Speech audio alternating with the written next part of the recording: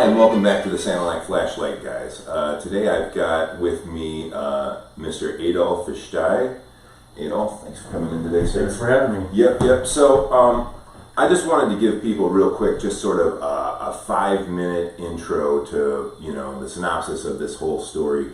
You moved up here in 2013? 2017, okay. And then you purchased the old Valentine Pharmacy in Deckerville. You legally grew cannabis there under the 2008 laws. You had no problem with the previous chief of police, Bob Willis. Fred Ameel then became the chief of police and immediately took an interest in what you were doing to the tune of putting hidden cameras around your property, pointed at your property. From there, in 2023, February 2023, a whole bunch of law enforcement agencies raided your property, and from there, it seemed like they were basically just hoping that you didn't have money to actually defend yourself.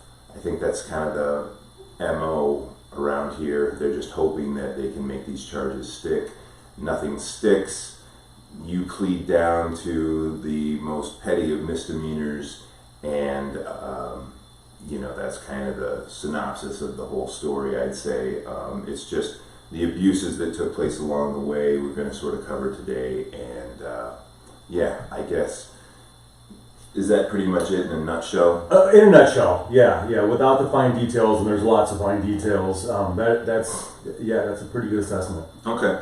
So I guess let's just get into a lot of these details. You came up in 2017. You grew under the 2008 laws completely legally. There's, same thing I did. You just stay within your plant counts, and that's pretty much it. Yeah. We have when I was growing myself in the building of the old Valentine drugstore building. I had the medical caregiver cards issued by the state, which allows you 12 plants per person, per patient, and then another 12 for yourself, for a total of 72. And so for a number of years there, when I was growing in my building, the former chief of police of Deckerville was fully aware of it, and we discussed it more than once. I think, the first time he actually came to me and said, something along the lines of, hey, it's the odor is kind of getting out, and I'm getting complaints. Basically, like a heads up, hey, can you take care of this? And then we talked about my plant count, and if I'm legal and all that, and no issue, no problem, and we worked. We stayed within the count, and throughout this whole story, us that were involved, myself and my co-defendants, we always had the cards issued by the state, and we always stayed within the legal count. All right, so there was one little glitch there and we'll get into that, where there was one violation of the law, but I'll explain that away. So really, there was no sinister intent there, but yes, I did grow there for a number of years. I actually stopped in 2022, and which I stopped before the raids happened on my property. So when they raided my property, there was actually no cannabis growing going on at all. Okay, and by 2022, you were working as the maintenance coordinator for Satellite County Community Mental Health. Is that correct? Yes, that is correct. At that point, I was no longer growing anymore, and I was the coordinator for Satellite County Mental Health. About 2020 or so, I had some they're family members of mine. They're distant cousins on my mother's side. They're good men, good people. They ended up buying these buildings here in Deckerville, and then remodeled them and made them to a very sophisticated caregiver grow. And again, they had all the licensing through the state, the medical cards, and they made this a very thorough, very modern, fully automated facility. Unfortunately for them, they took on a grower that he oversold his capabilities, and that's the reason why for about a solid year and a half there, they were, for lack of a better term, in business. They were working there. They were growing and harvesting.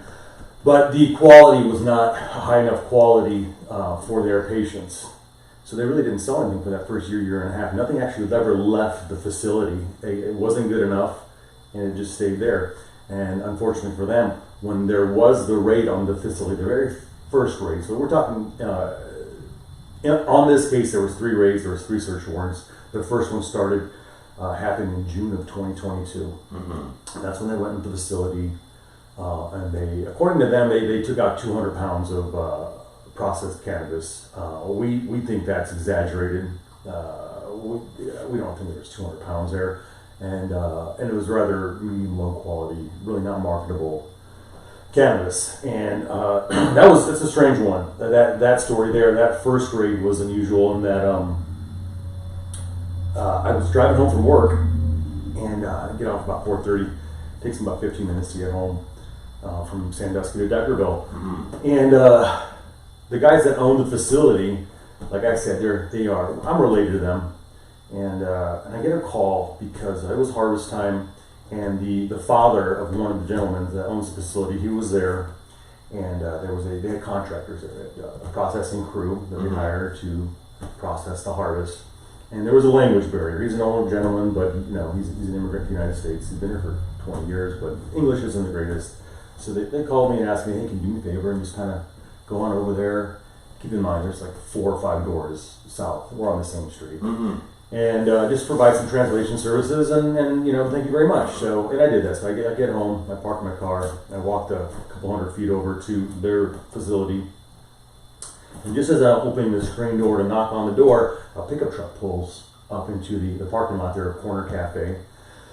2 guys in the car, and they're clearly looking straight at me. So just as I get a chance to knock on the door, they pull up, they get out of the vehicle, the truck, and they're flashing badges.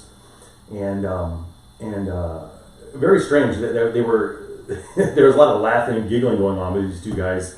And hey, let's go inside. They say to me, we know what you're doing here. We know what's going on. Let's go inside. We need to talk. And now keep in mind, the people inside the building are expecting me there any moment.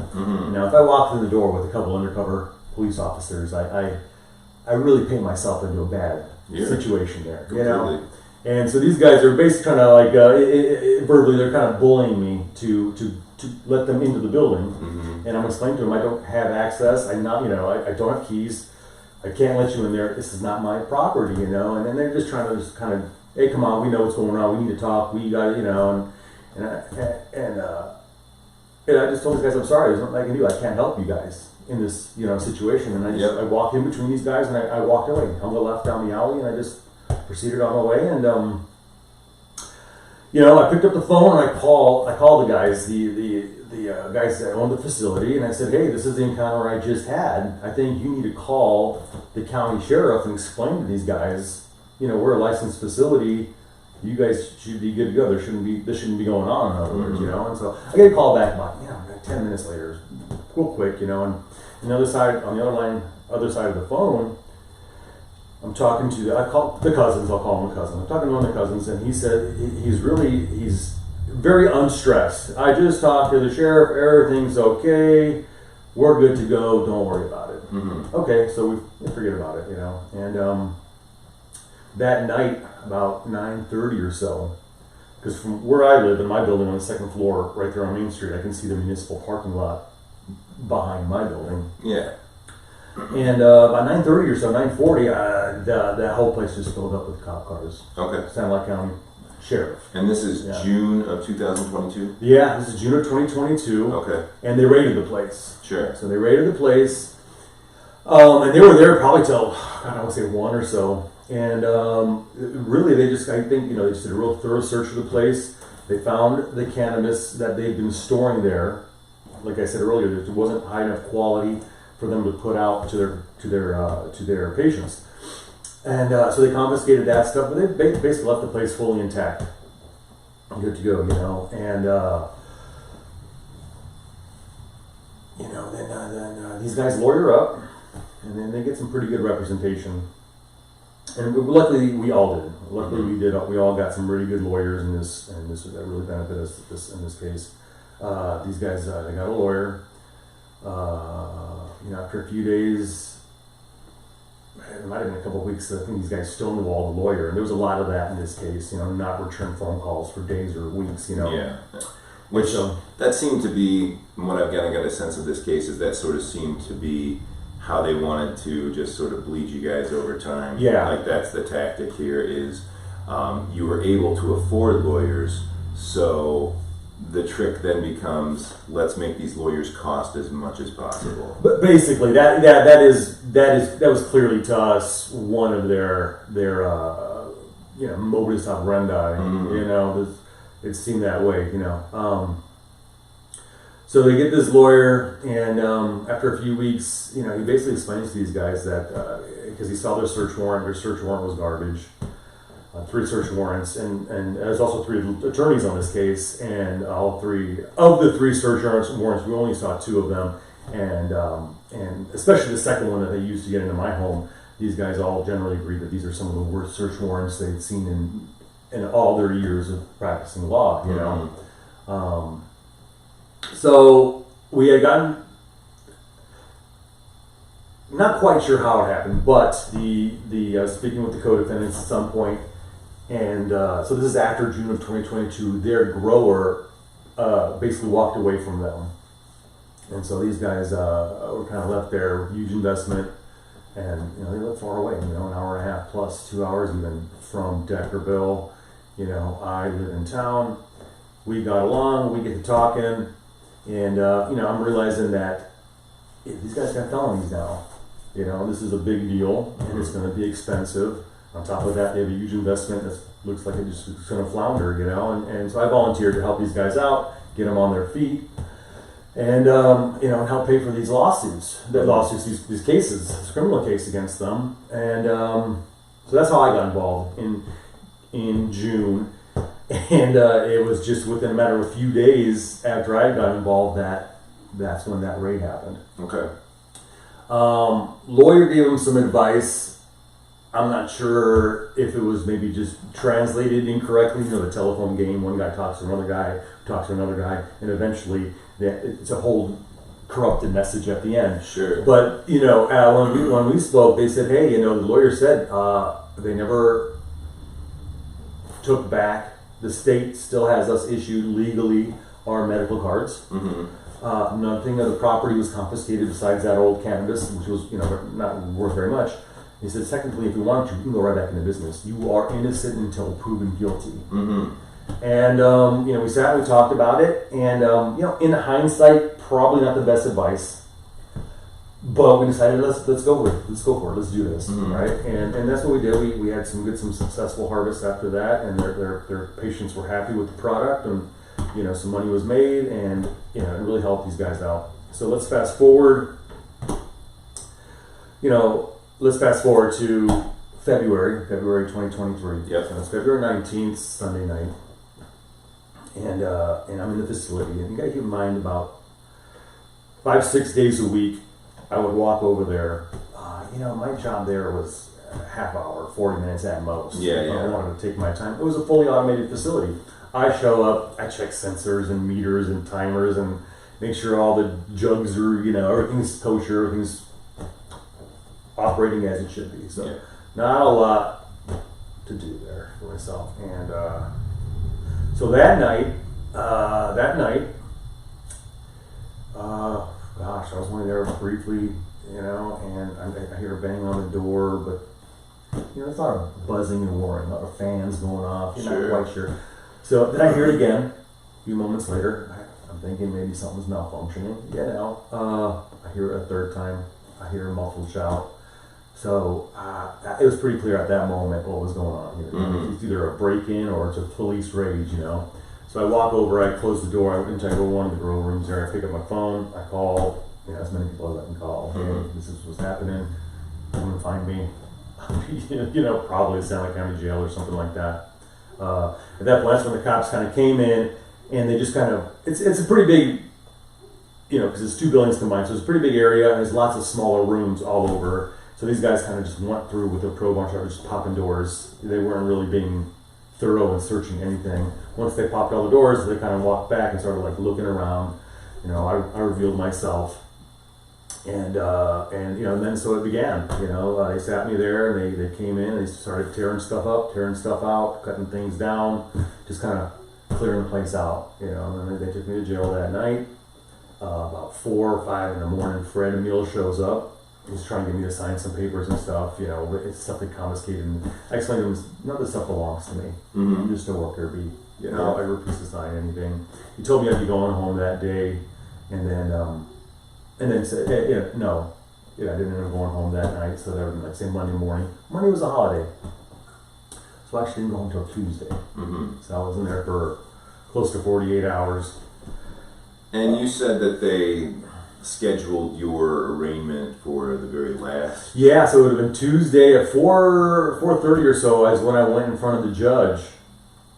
And, I was talking to my brother while I was in jail there, and they record all the phone conversations. We know that. They even tell you that. So I told my brother, hey, this is where some money is. Come and bail me out. And then when they got there, I was like, yeah, I'll tell you what, let's use the bail bondsman. Let's hold on to our cash. This whole thing is just starting. It's going to get messy. So that hour it took for the bail bondsman to come, it seems to me that they had set some plans in motion, this county did, and with us waiting that bit of time for the bail bondsman, kind of threw their plans for a loop. Because it looked to me like, 4:30, I would have been home about 5:15, 5:30 from court, and that's when they raided my house. Now they were expecting me to be there, and I wasn't there. Okay. So the raid on your house, that involved the third search warrant? Yes, that was the third search warrant. That was the search warrant they guarded, that they never revealed. That was the third. We don't know why they raided my home. We just know that they went in there and they over 2 days actually. They came back the next day and did some more searching, but they came in there. I wasn't home. Jennifer had her own, she has her own apartment there, and she had her granddaughter, her son, his fiance. They were having a birthday party earlier in the day for their child. And when the raid happened, they were, coming to get me at the San Juan County Court. And, this is February 21st. It's middle of winter. It's freezing cold out there. These guys came in, opened the corridor. Because it's a big apartment building on the second floor. So there's a long corridor, and there's 2 apartments on each side. So they had that door wide open. They had Jennifer's son, fiance and child in the corridor in the laundry room. That cold February air blowing through. Oh, sure. He was no shirt on, poor guy. Yeah. 45 minutes later, they gave him a hoodie, as they're searching the whole place. Now, there's 4 apartments up there. We were renting one of the units to a traveling tech for the Deckerville hospital. So they never went to that guy's apartment. They clearly knew that, he was renting the place, right? Yeah. They broke in the door to my apartment. The door was open to Jennifer's apartment because her son was there. And then I had a third apartment that we were going to start remodeling, and they kicked in the door there as well. And then there's a utility room. They kicked in that door. But Jennifer's apartment, they should have seen full well. There was nothing of mine in there. She had, documents and paperwork shows, her name and her address and all that. But they still continued to thoroughly search that place, and that's where they found the vast majority of the firearms. It wasn't her apartment. They raided my home, and so I didn't go home that night. I came home, I saw all the action. We went and stayed at the hotel that night. The next day I went and got us new cell phones because they confiscated everybody's cell phones. Then it was on, start on the search for a lawyer, search for an attorney. And I called all the local attorneys, Sandusky, Deckerville, Croswell, Carson, wherever there was lawyers and online, and not one returned my phone call. Yeah. Not one local attorney returned my phone call whatsoever. And I think that's really shameful that, and I don't know if this is obviously you could look at it as a corruption thing. These guys want to have great relations with, and maybe they just want to do like title law or whatever they're doing around here. But, to anyone in my audience, if you're in any kind of trouble, you need to get an attorney from outside of San Juan County, because these people are, they're not professionals. Absolutely not. No. The guy in days or weeks later, they would do follow up, right? They got the answering machine or the secretary taking and so it just. I could just be making this all up in my mind, but it just seemed to me like it was a good old boy system. Everybody knew this is a big case. Let's stay away from it. Let the county get what they want out of it. It's kind of the impression that I got, but yeah. So, which, you know, at the end is a mixed blessing because we really ended up hiring some top-notch representation here, and it really helped us, and it also educated the county. I'm sure there was some sinister intent there, but also it was pretty clear that there was a lot of ignorance as well. They did not know a lot about cannabis law in this county. You know, they absolutely didn't. They were schooled. They were they learned this time. You know, So you know, I get some lawyers. Everybody's lawyered up. You know, gotta keep in mind these guys had their case going on from June 2022. This is now, you know, February of 23. Their case almost went a year and, you know, it went for a year and a half or so before it was resolved. These are cases that should take 2 and 3 months anywhere else in the state. Oh yeah. But the tactics the county uses, they probably got in over their head here, and they just decided, you know, let's go back to our dirty tricks here. Let's plead these guys out, you know.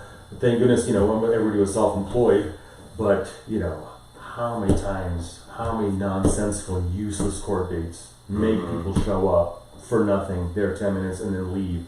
We had, I think it was 8 or 9, I forget now, because there was so many times we showed up to court, but 8 or 9 court appearances we had, just my attorney and myself, for the third search warrant. We were trying to get these guys, we would file whatever we could, anything we could, to get them to reveal to us the third search warrant, the one on my personal residence, which no charges were ever brought, even though they did try to, and they seized property, and they dangled that over our head. But they never once revealed to us the third search warrant.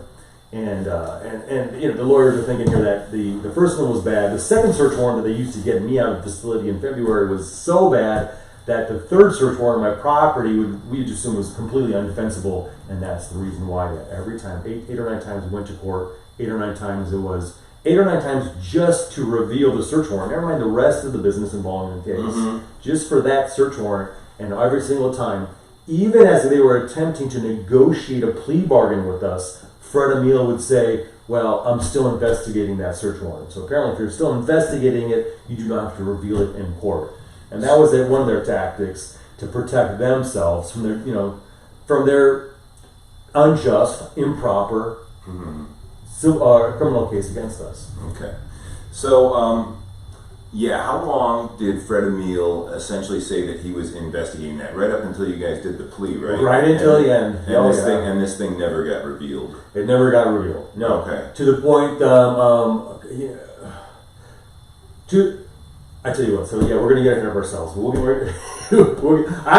know about you. I would like to just go chronologically. Oh, sure. We can jump around if you like. Oh, no, let's go through it. Let's go through it. You know, so now we are, you know, we're in March now. Finally talking to some attorneys, you know, we're trying to get some feedback. Because the courts have gone a few weeks before they even reached out to my lawyer's phone call. Like several weeks have gone out. At this point, they had taken my ID, my work keys, so they know where I worked, and they convinced CMH that they basically pressured CMH to fire me. You know, it's what is it, at will work state or something like that. The sheriff's department specifically, you think, did this? Yes, they did, and I don't want to reveal any names. I think the people that I work with at CMH are outstanding people. They are. I really enjoyed working there and working with them. All right. So I was. This was told to me by someone there at CMH, and I'm not going to reveal them who it was and exactly how they said it. But it was something to the effect of that. You know, Satellite Sheriff's Department meets with CMH about twice a week, and it's a really good situation. They talk about everything going on, you know, in the community and people look out for it and who they can help and all kinds of great stuff. And that's cool. But apparently, they had told CMH along the lines of, "Hey, we're trying to get all this stuff off the streets, you know, and it affects the people in the community, and you guys have one of them that's growing it, working with you guys, you know, and as to say this is going to cause problems with our working relationship, and so they had let me go, you know, but they said it was because I didn't call in that day that I was, you know, in jail. And, right, so just get you on a technicality. Yeah, they did, yeah. So they let me go. Hey, you know, they have to do what they have to do. I get it. As a matter of fact, at one point, the I forget his name, the sergeant, the head of the drug task force, was at CMH in the parking lot, you know, pulling in or pulling out, and I was there at CMH working in our truck, our own truck there, and this guy, like a goofy kid, sees me, recognizes me. He was one of the cops back in June that was trying to get me to let him into the facility. Okay, and he just stops. He looks right at me. We make eye contact, and like a goofy kid, he just kind of big old, you know, cheesy grin, and just kind of waves at me like a big dork. And I just laughed and waved back at him, you know. Yeah. And I just in my mind, I just thought that was very, very weird. Yeah. So a heck of a way to behave, I guess. Yeah. But so anyhow, so I lost my job at CMH, and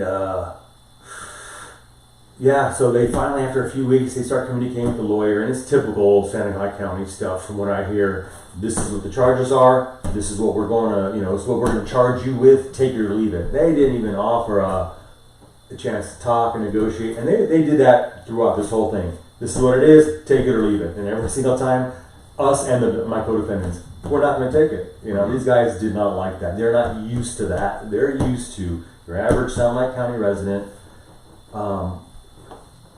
without the resources for proper defense or argument, you know. Yeah.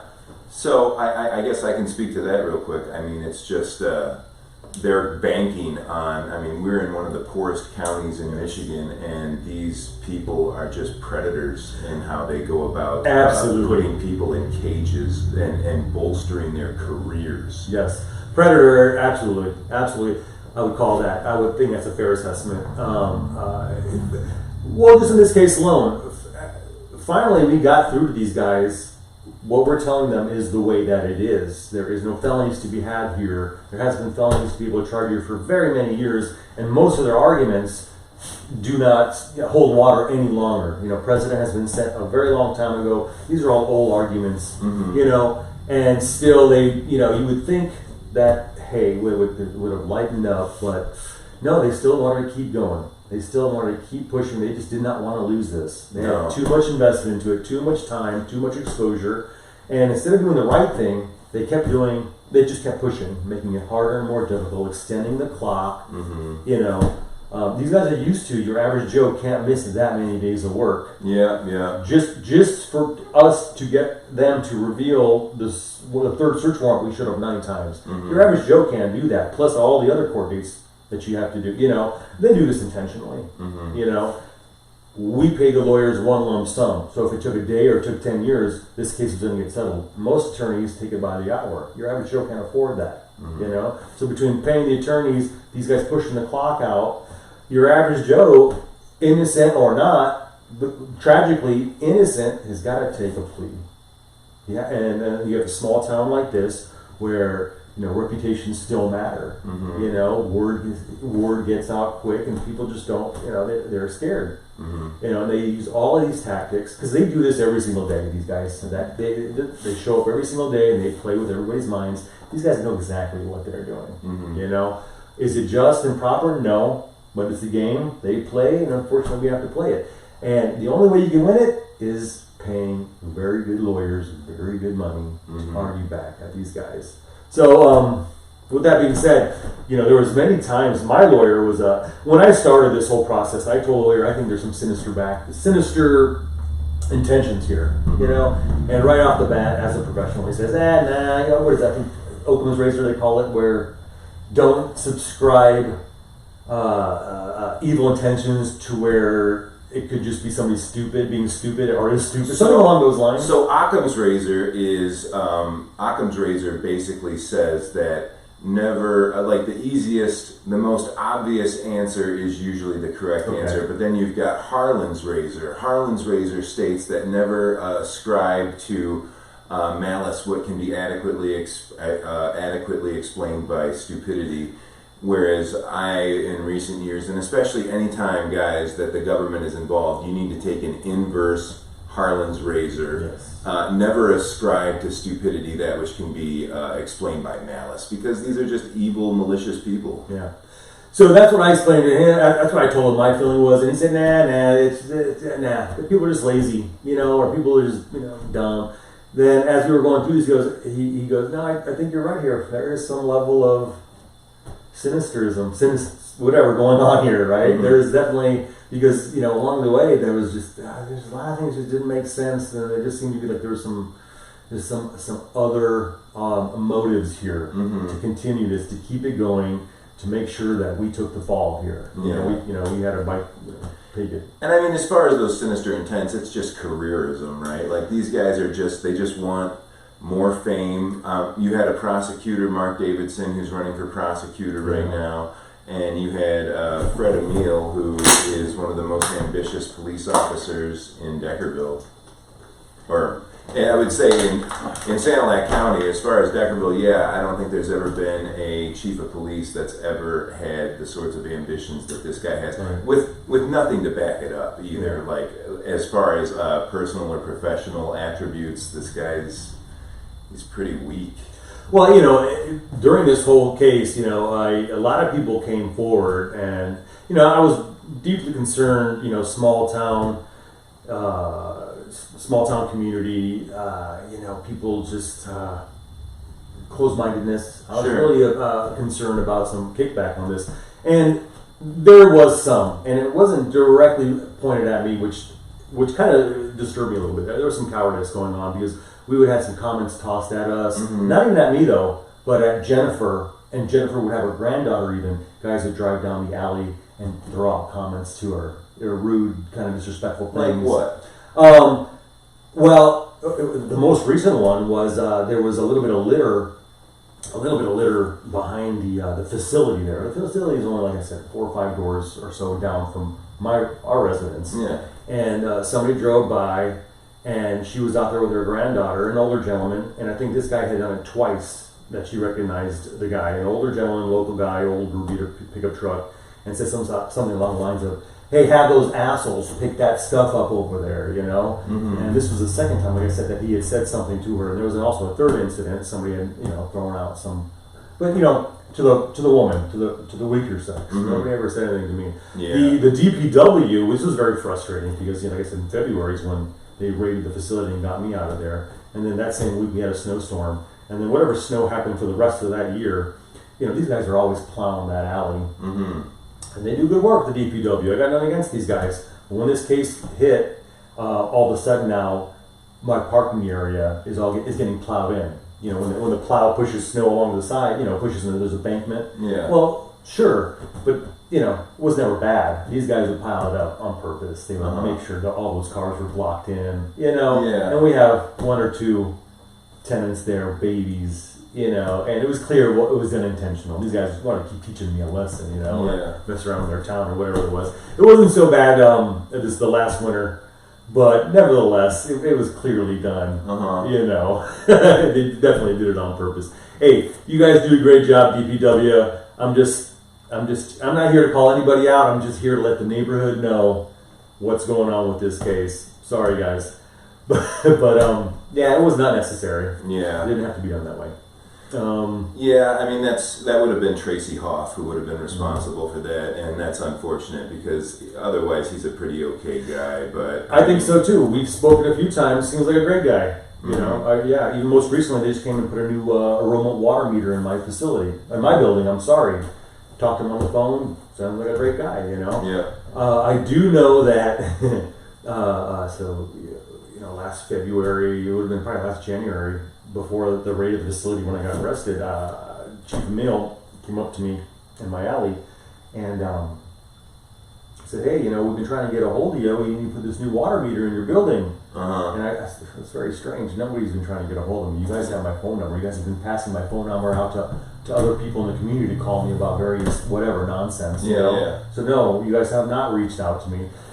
Basically what was going on is they wanted to get into my building. We thought they just wanted to get in there to see what was going on. We were laughing because we weren't doing anything. We weren't growing at the time. So we stopped growing.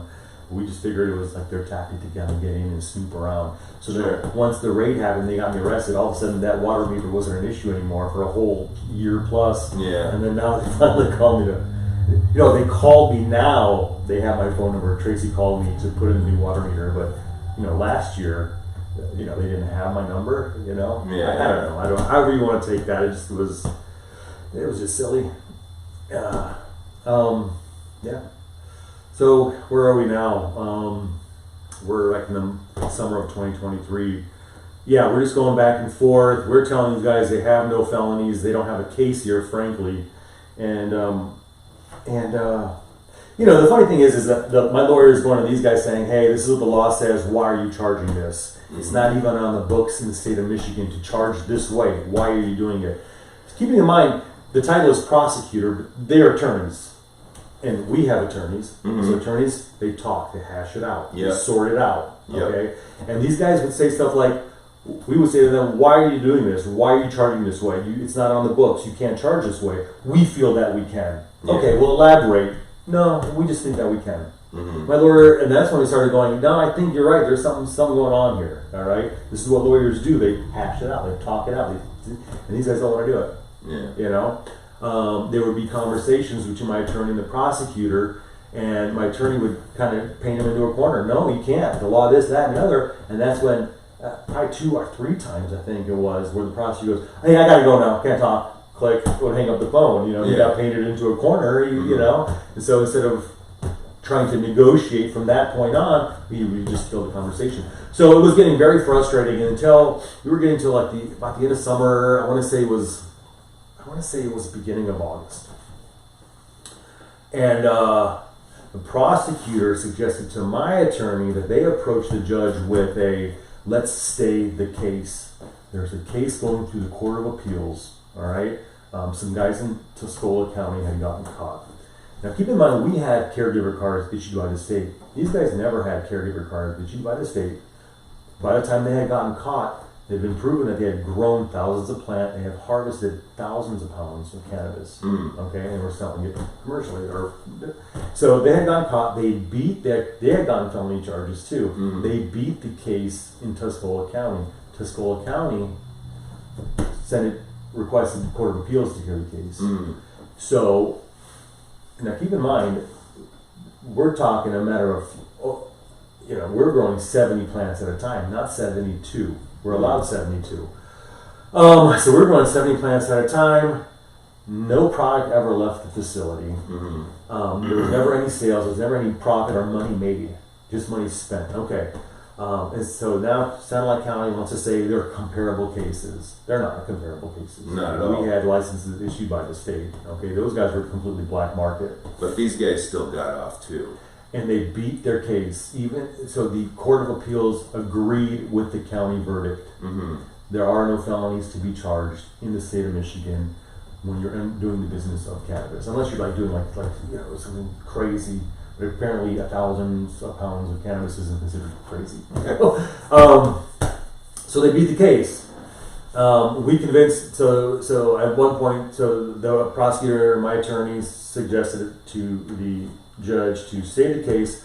Now, keep in mind, we're going on August at this point, and you are, part of your constitutional rights in the United States is you are entitled to speedy trial. And this whole time that we're getting nowhere, because we're trying to get these guys to reveal this search warrant, we're showing them to court, every other week. Judge is getting frustrated because we're not getting anywhere. No negotiations are happening in good faith. Besides them say, hey, these are your felonies, take it or leave it. Right? And the judge said, I'm more inclined to just dismiss the case, and then you guys bring charges again later once you guys realize things go the way you were hoping that they go. And it didn't work.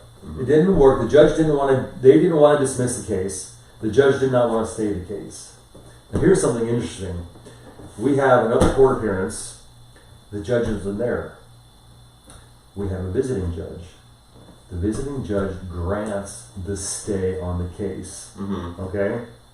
I didn't like that because I still am technically indicted and I still had to do random drug testing. Yeah. Out of the three co-defendants on this case, I was the only one that they made drug test. Okay. Interesting. Yeah, very interesting. And so I'm sorry, I just lost my train of thought. Oh no, you're okay. Visiting judge. Visiting judge. Okay, so he stays the case. I'm not happy with it. Turns out the visiting judge was the judge on the Court of Appeals that gave the verdict on the Tuscola County case. That's a miracle. Right? Yeah. Funny how that happens. Yeah. So he stayed he knows the case. what the score is going to be. Yeah. So he stays the case. The verdict comes out. Then they try to say, well, that case really doesn't count here. Keeping in mind, they're the ones that brought it up from the beginning. Hey, let's stay the case for the verdict on that one in Tuscola County. And we were like, no, guys. No. We're not doing it that way. Mm-hmm. You know. So that was funny. So I'll give it to Mark Davidson. Once he realized what the score was, there are no felonies.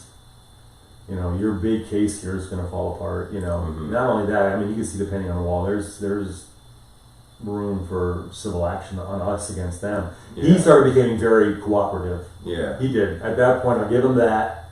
But Chief Ameel did not. He did not want to budge. Mm-hmm. You know, right from the beginning, these guys said, "Hey, you're going to get your guns back." Mm-hmm. You know, these guys they contacted the ATF. The ATF went through all the serial numbers, the models of the firearms. Nothing was stolen. Mm-hmm. You know, everything was legal.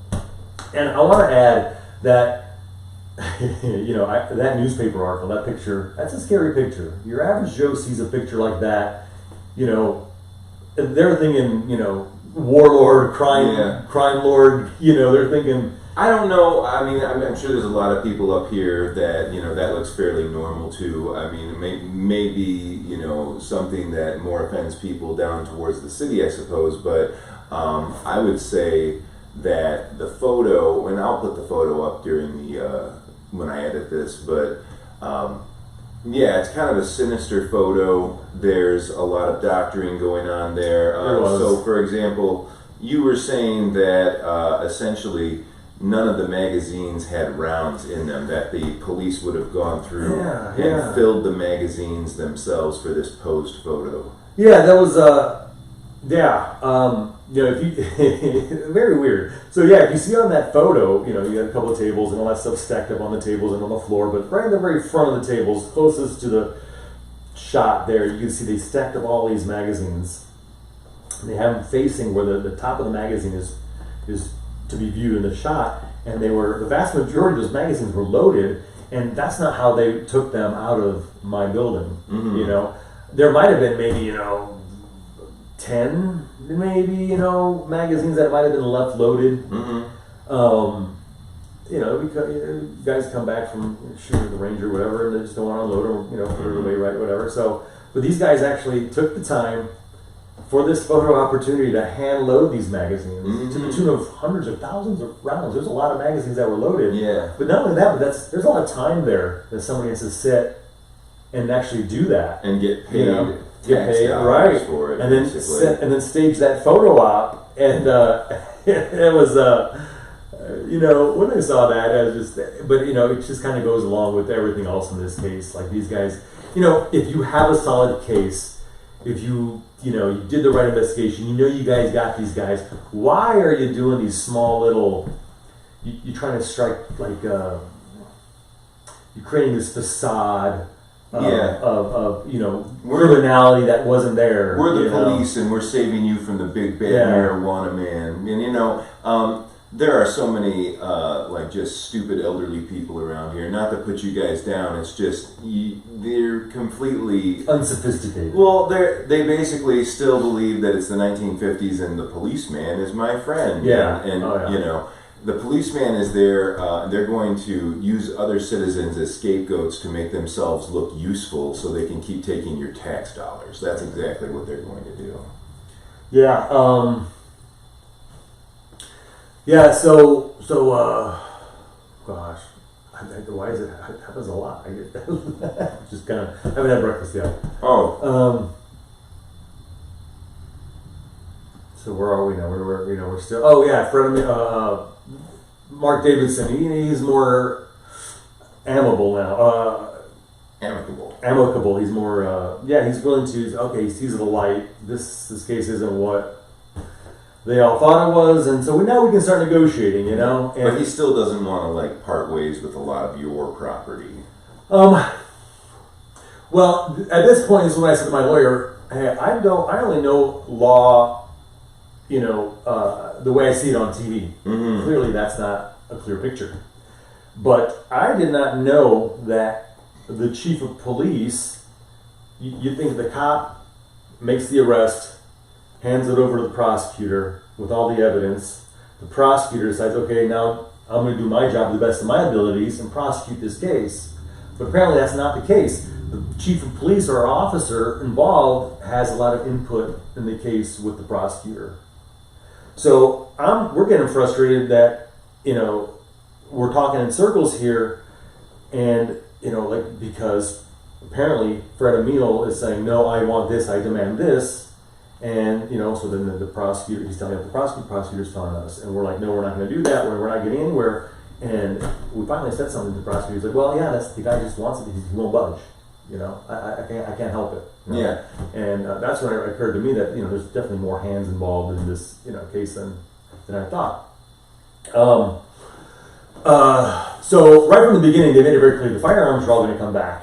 What was in motion, what was in play, was the accessories and the ammunition, mm-hmm. right? And I started saying this earlier, but keep in mind, folks, this isn't one man's collection. This is 4 or 5 guys. I got my brothers, my father, uncle, cousin. And how do they end up here? My dad moved to Florida.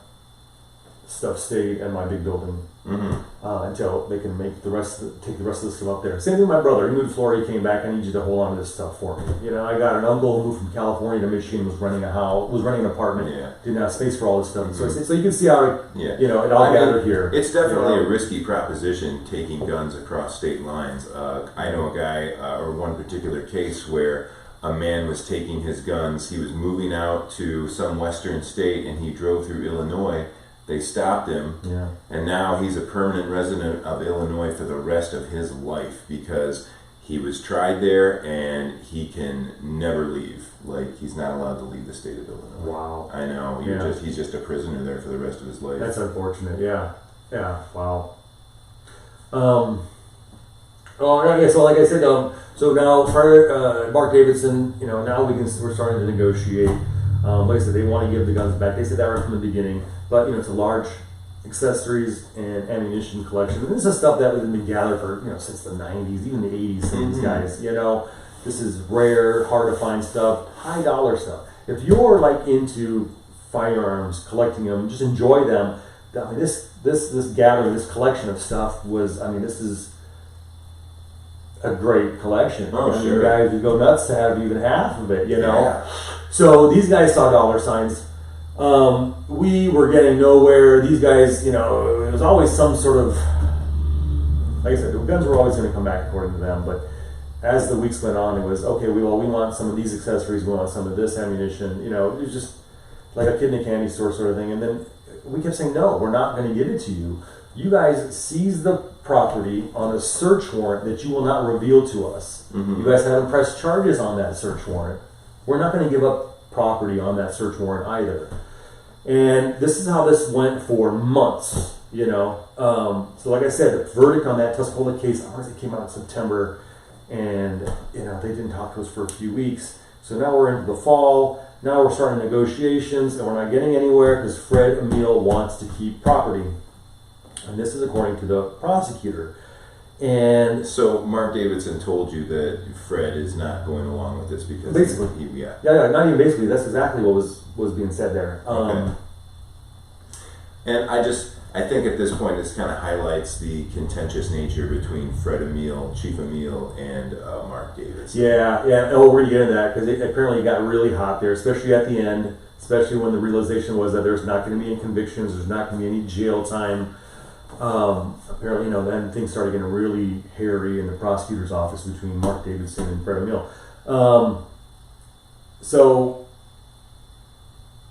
now, we're going through the fall. We're trying to negotiate deals, and again, they're negotiating with us, and at the same time, we're not going to give you that third search warrant because we're still investigating. Well, you can't still be investigating and then negotiating a resolution, okay? No, you're trying to hide things, So at some point, we're telling this prosecutor, why is this guy so involved in this case?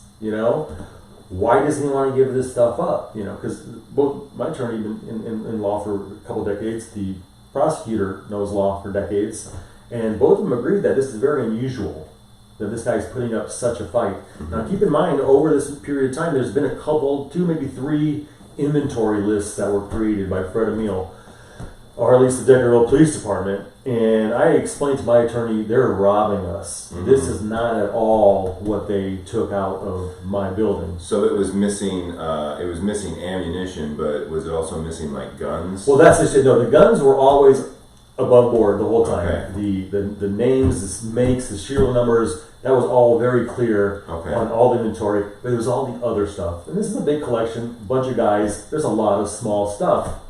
So we're like expecting we're going to get robbed in this whole deal, And none of the inventory that came up was always coming up short.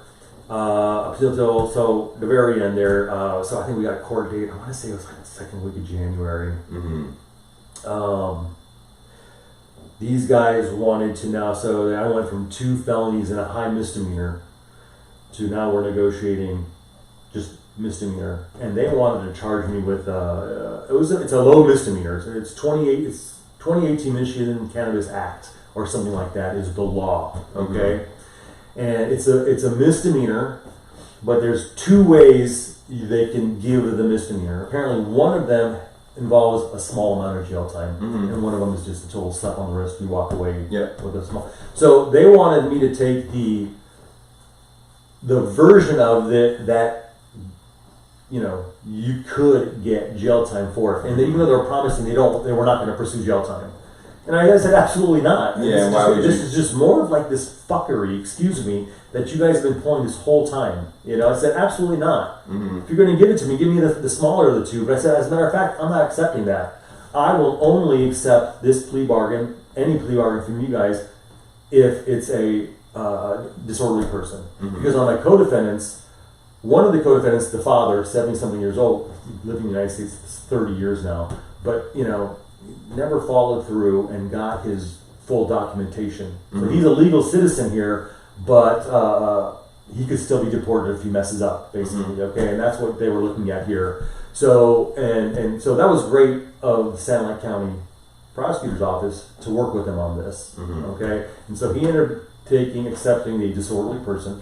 So again, it's like the lowest charge you can get in the state, I think. No jail time. No jail time. Nothing. And apparently, I heard conversations, this doesn't even really show up on a criminal record. Okay? So, and then the son took the 2018 violation of Michigan Cannabis Act. Okay? Apparently it falls off your record after 3 years. So again, big waste of time. And they were done with their case, I think, January 4th. So like 10 days or 2 weeks later, I had to show up in court. They wanted me to take that higher version of the 2018. And then we said, absolutely not. We'll only take this if I get a disorderly person charge as well. Okay? So they accepted that. So now it's a matter of the property. All right? And, a few days before court, it was a few days before court, a week before court, we had it down to all the firearms are coming back, all the ammunition, except I think some pistol ammunition they get to keep, and a few magazines, and everything else comes back. And at this point,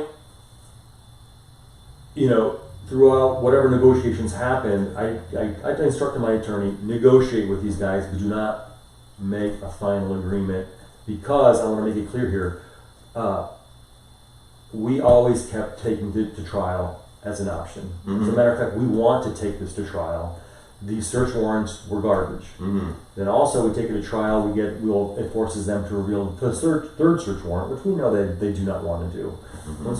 And so everybody was confident we were going to beat this at trial, even though we were dealing with a court that we would be fighting it in the same court that issued the search warrants. But the search warrants were so bad that it's pretty black and white that we're going to beat these. All right. I mean, some of the excuses they gave for the search warrants were, let's say, the second search warrant they used to get me out of the facility. Okay, that I was arrested on February 19th. So some of the excuses for the search warrant. Now this is Chief Fred Ameel. He's got to document this, take it to the prosecutor. The prosecutor's got to agree, yeah, you got a case here, we'll fight this, we'll take this case, get the magistrate to sign off on it. So it was, Heyboer was the prosecutor, according to my attorney.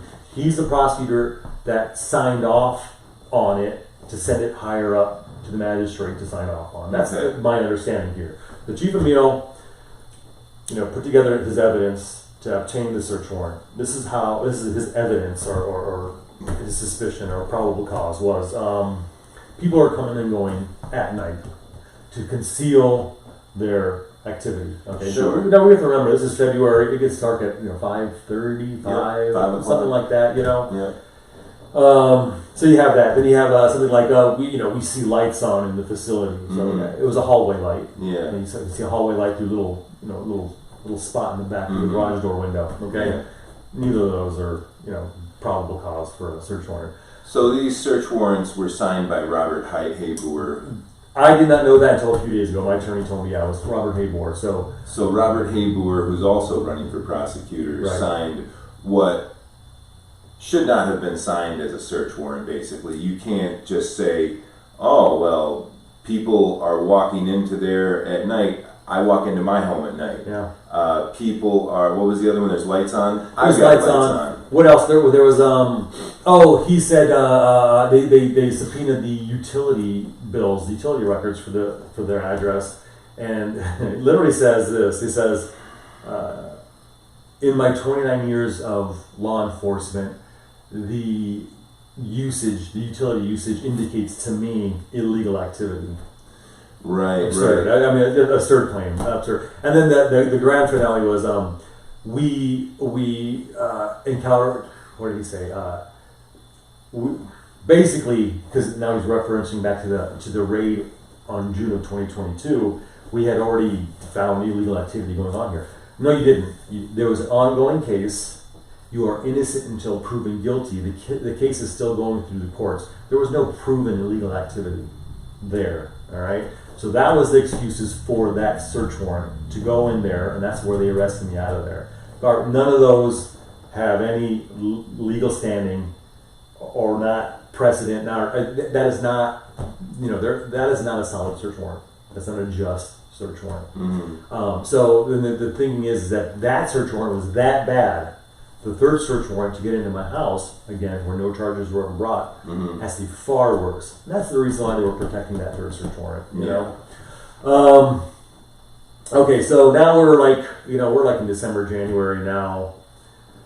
We're in January now. We're right before court. 2 days before court, I get a call from my attorney, and he said, "Well, now there's a wrench thrown in the works. Apparently, Fred Ameel found out what the plea is going to be, and now he says, no, absolutely not. You're only going to get the guns back. I'm keeping everything else." And that's when we told the prosecutor, get ready for trial. We're not doing it. No way, no how. We're going to go to trial. Why? You guys, and I keep repeating this, third search warrant, you raided the house, you seized property, no charges were brought on that search warrant. So you cannot accept us to let you just take our property from that search warrant. So you know what they said? Okay, fine.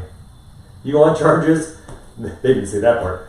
We're going to give you 12 misdemeanors. Now keep in mind, we've been going for 11 months on this case. All of a sudden now they want to charge us with 12 additional misdemeanors for the 12 pistols that were in my building that they were not registered to me. Now that's not how the law works. No. The pistols have to be registered. They don't have to be registered to me. I don't own them. Yep. They're being stored in my building. All right. So nowhere in the law does it say that. Okay. And my lawyer told these guys, "You're going to lose. You know you're going to lose. You're only doing this because they know they're lawyers too. The cost to fight, I have to pay my lawyer to fight those 12 misdemeanors. They are unjust. They are improper. And I keep saying this through this whole case: unjust, improper. That's what this whole thing was. So those 12 additional charges, again, are unjust and improper. Still have to pay a lawyer to fight them. It's going to cost me as much or more to pay the lawyer to fight those 12 bullshit charges as the cost of the property that they want to seize from us. Okay? That's why they did that. Again, more fuckery from the prosecutor's office in San Juan County. Whether it was Fred Ameel, then this is the excuse that the prosecutor gave us. This is Fred Ameel's doing. He's pushing it. All right? I don't care. It's quid pro quo. Yeah. Isn't it not? Yeah. Give us something to get something back. All right? Oh, you're not going to do it? Now we're going to strong arm you with 12 misdemeanor charges. Are they just? No. What are we working for here? What are we fighting? We're fighting for justice. They are, and so are we, right? And then we negotiate it out, and that's how we find justice. That's not what's going on here. This is strong arm robbery. They wanted to steal our stuff. All right? Interesting that Heyboer signs off on a BS case and then somehow hands it off to Davidson. It all goes to shit, but Davidson now is the one they're trying to push this off on. You failed at prosecuting a case. It was an unjust and improper case. It should not have been brought. You guys signed off on it. You guys started this snowball, all right? And now you want to push it off on Davidson. I'm no fan of Mark Davidson, all right? But I got to give it to the guy. When he found out this is bullshit, okay, he started acting more like the guy that should be a prosecutor, all right? But there was something else going on, right? So, well, it's and I mean it is. It was basically an election year at that point. It was we're within a year of the prosecutor's race, and it's really interesting. And I'll point this out to the audience that Mr. Heyboer, his name is all over these bogus search warrants, but Mark Davidson is the guy who gets pushed into actually prosecuting the case. So, I mean, this just further sort of cements the theory that Brenda Sanford has been pushing for Robert Heyboer this whole time and has moved him out of the prosecutor's office to insulate him from what I can only describe as a very toxic caseload of just BS cases that they're hoping they can pin on poor people that can't afford defense. At one point, I was going to get into this. I'm trying to do this chronologically, but Fred Ameel refused to give back our property. The judge, he slammed the gavel. He gave his verdict. So Fred Ameel said he wasn't going to do it because he did not agree to that negotiation. The prosecutor, Mark Davidson, went to him, explained to him, this is no longer a criminal case. It's finished. It's over with. Give them back their property. And if you don't, it's a civil case. And then you're not going to win a civil case because the judge's verdict, right? So it had they went to the head prosecutor, I forget her name. Brenda Sanford. And they said, hey, this guy's got to obey by the ruling. What can you do about it? She said, I'm washing my hands of it at this point. If they want to pursue it any further, we need to start a civil case. Otherwise, she's done with the case. She did. At that point, it's over with. The verdict has been given, and she's no longer involved. Very unhelpful, you'd think, right? Yeah. Very unhelpful. Why? So we got 2 days before trial. They said, no, you get back to firearms. You're going to keep everything else. We told them prepare for trial. 2 days later was Tuesday. I think that was a Friday when we got that news. We said prepare for trial. We're not going to agree to that. And we go to court on Tuesday. And so before we go see the judge, still time for some more negotiating. My attorney goes back there with Mark Davidson. They came back. Apparently, we bluffed them. They bluffed. I don't know if you want to call it a bluff, but they don't want to go to trial. So now it's okay. How about this? Give us a little bit of the ammo. Give us a little bit of the accessories, and you keep everything else. You get your slap on the wrist, disorderly person charge. You can all go on your way.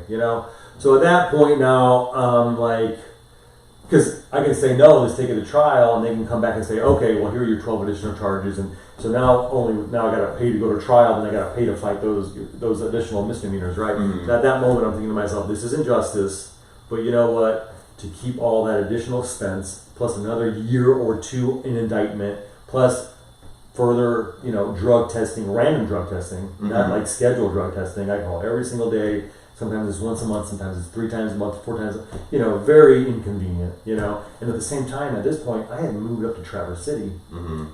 3 weeks after this indictment happened, my uncle, living up in Traverse City, recently moved up here. He was my hero as a child. I love this man dearly. It was 3 weeks after my indictment. I'm dealing with all that stress, and he gets diagnosed with ALS. Okay. And so now I am recently out of work. The rest of the family, we're all, everybody's working, got mortgages to pay, and so here I am. All of a sudden, I have the free time. So that's what I did. I moved up to Traverse City that March last year, and I stayed with him until his last breath in December.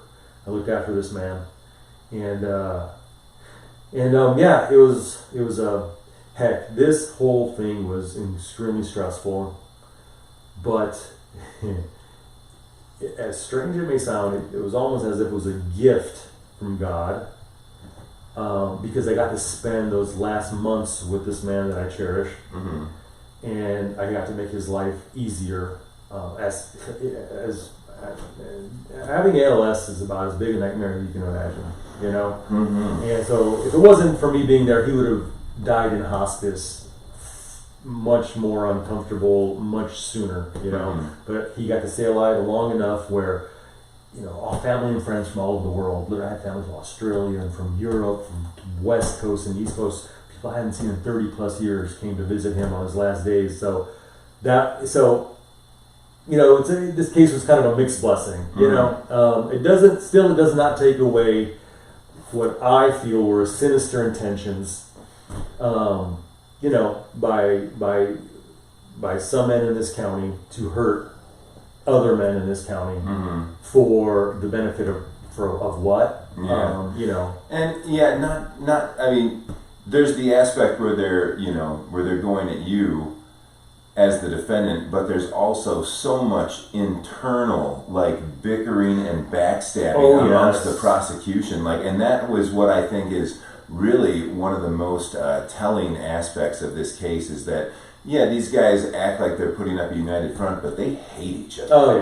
The prosecutorial team just hates each other. Yeah, that kind of became evident too, especially towards the end there. Especially the strange thing was when this case started, my attorney and the prosecutor were very adversarial, to the point that Mark Davidson, I was very surprised that this happened, but because my lawyer straight up called him a liar. You guys are lying, these search warrants are garbage, what the hell's going on here? Mark Davidson actually said to my attorney, he's in his mid-30s, late 30s, a young man, if you feel that way, we could take this someplace else and solve it. And that was something, very early on in the case.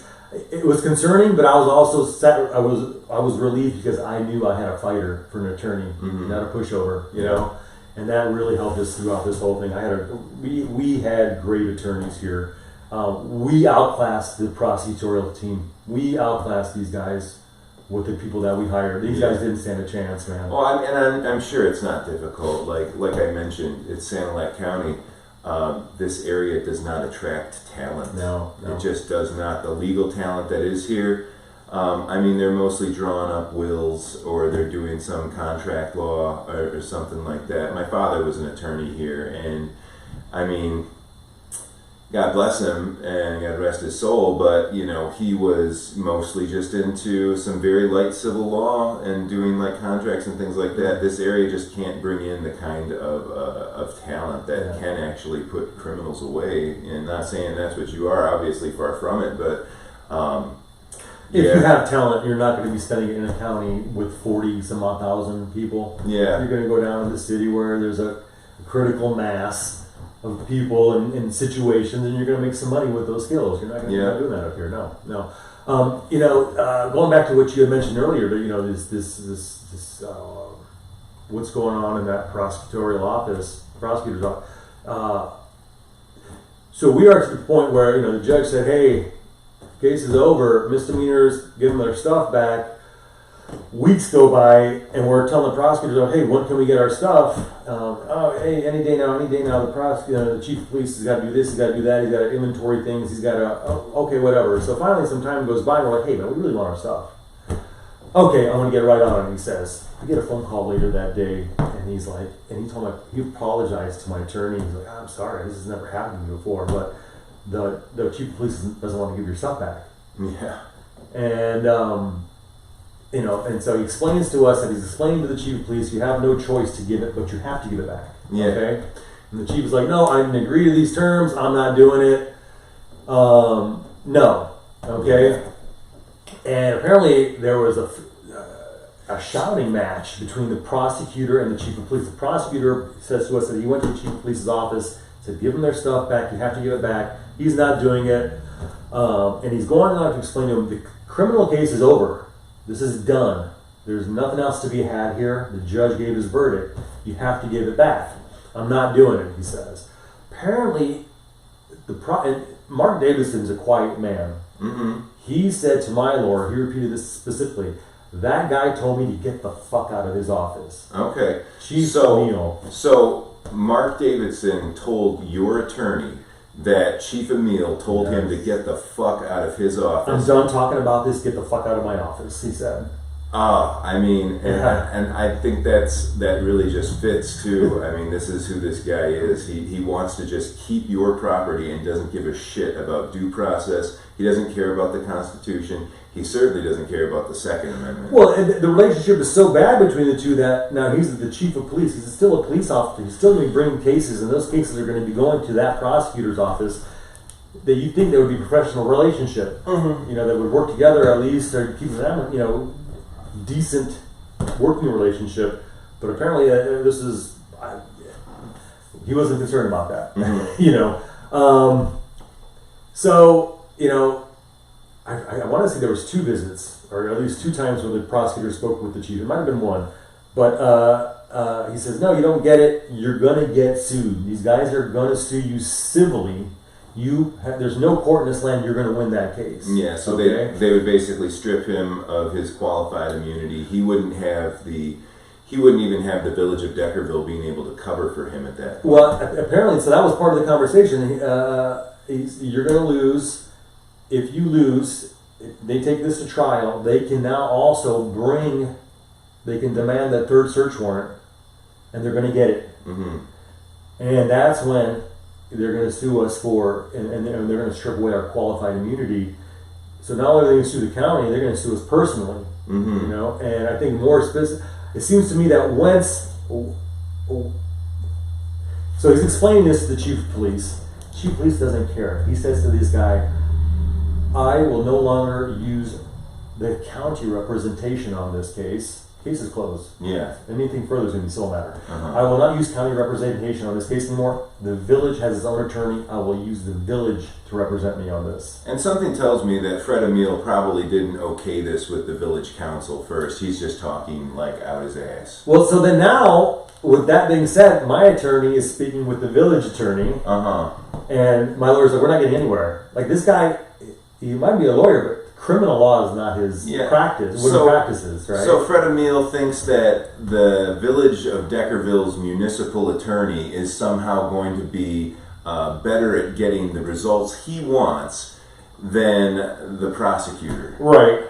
So my lawyer is talking to the village attorney and not getting anywhere. And so at one point, my attorney says to their attorney, he's like, okay, we're not getting anywhere here. You're basically saying to me that go ahead and sue us.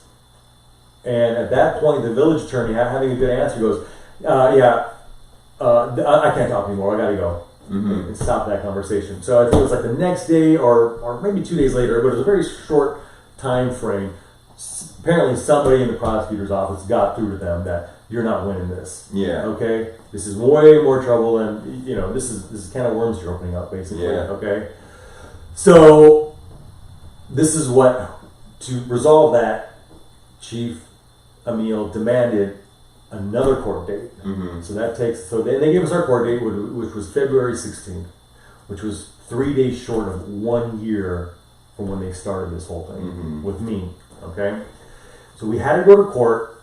specifically so the judge would clarify what the sentence is, the verdict, and what property gets kept by them and what they have to give back. That's what that court date was. But also specifically, it was brought up that we need to, for the historical record, let's say, we need to make clear that after today, this case is closed. There is no double jeopardy. There will be no more charges brought up on this case. It is now finished.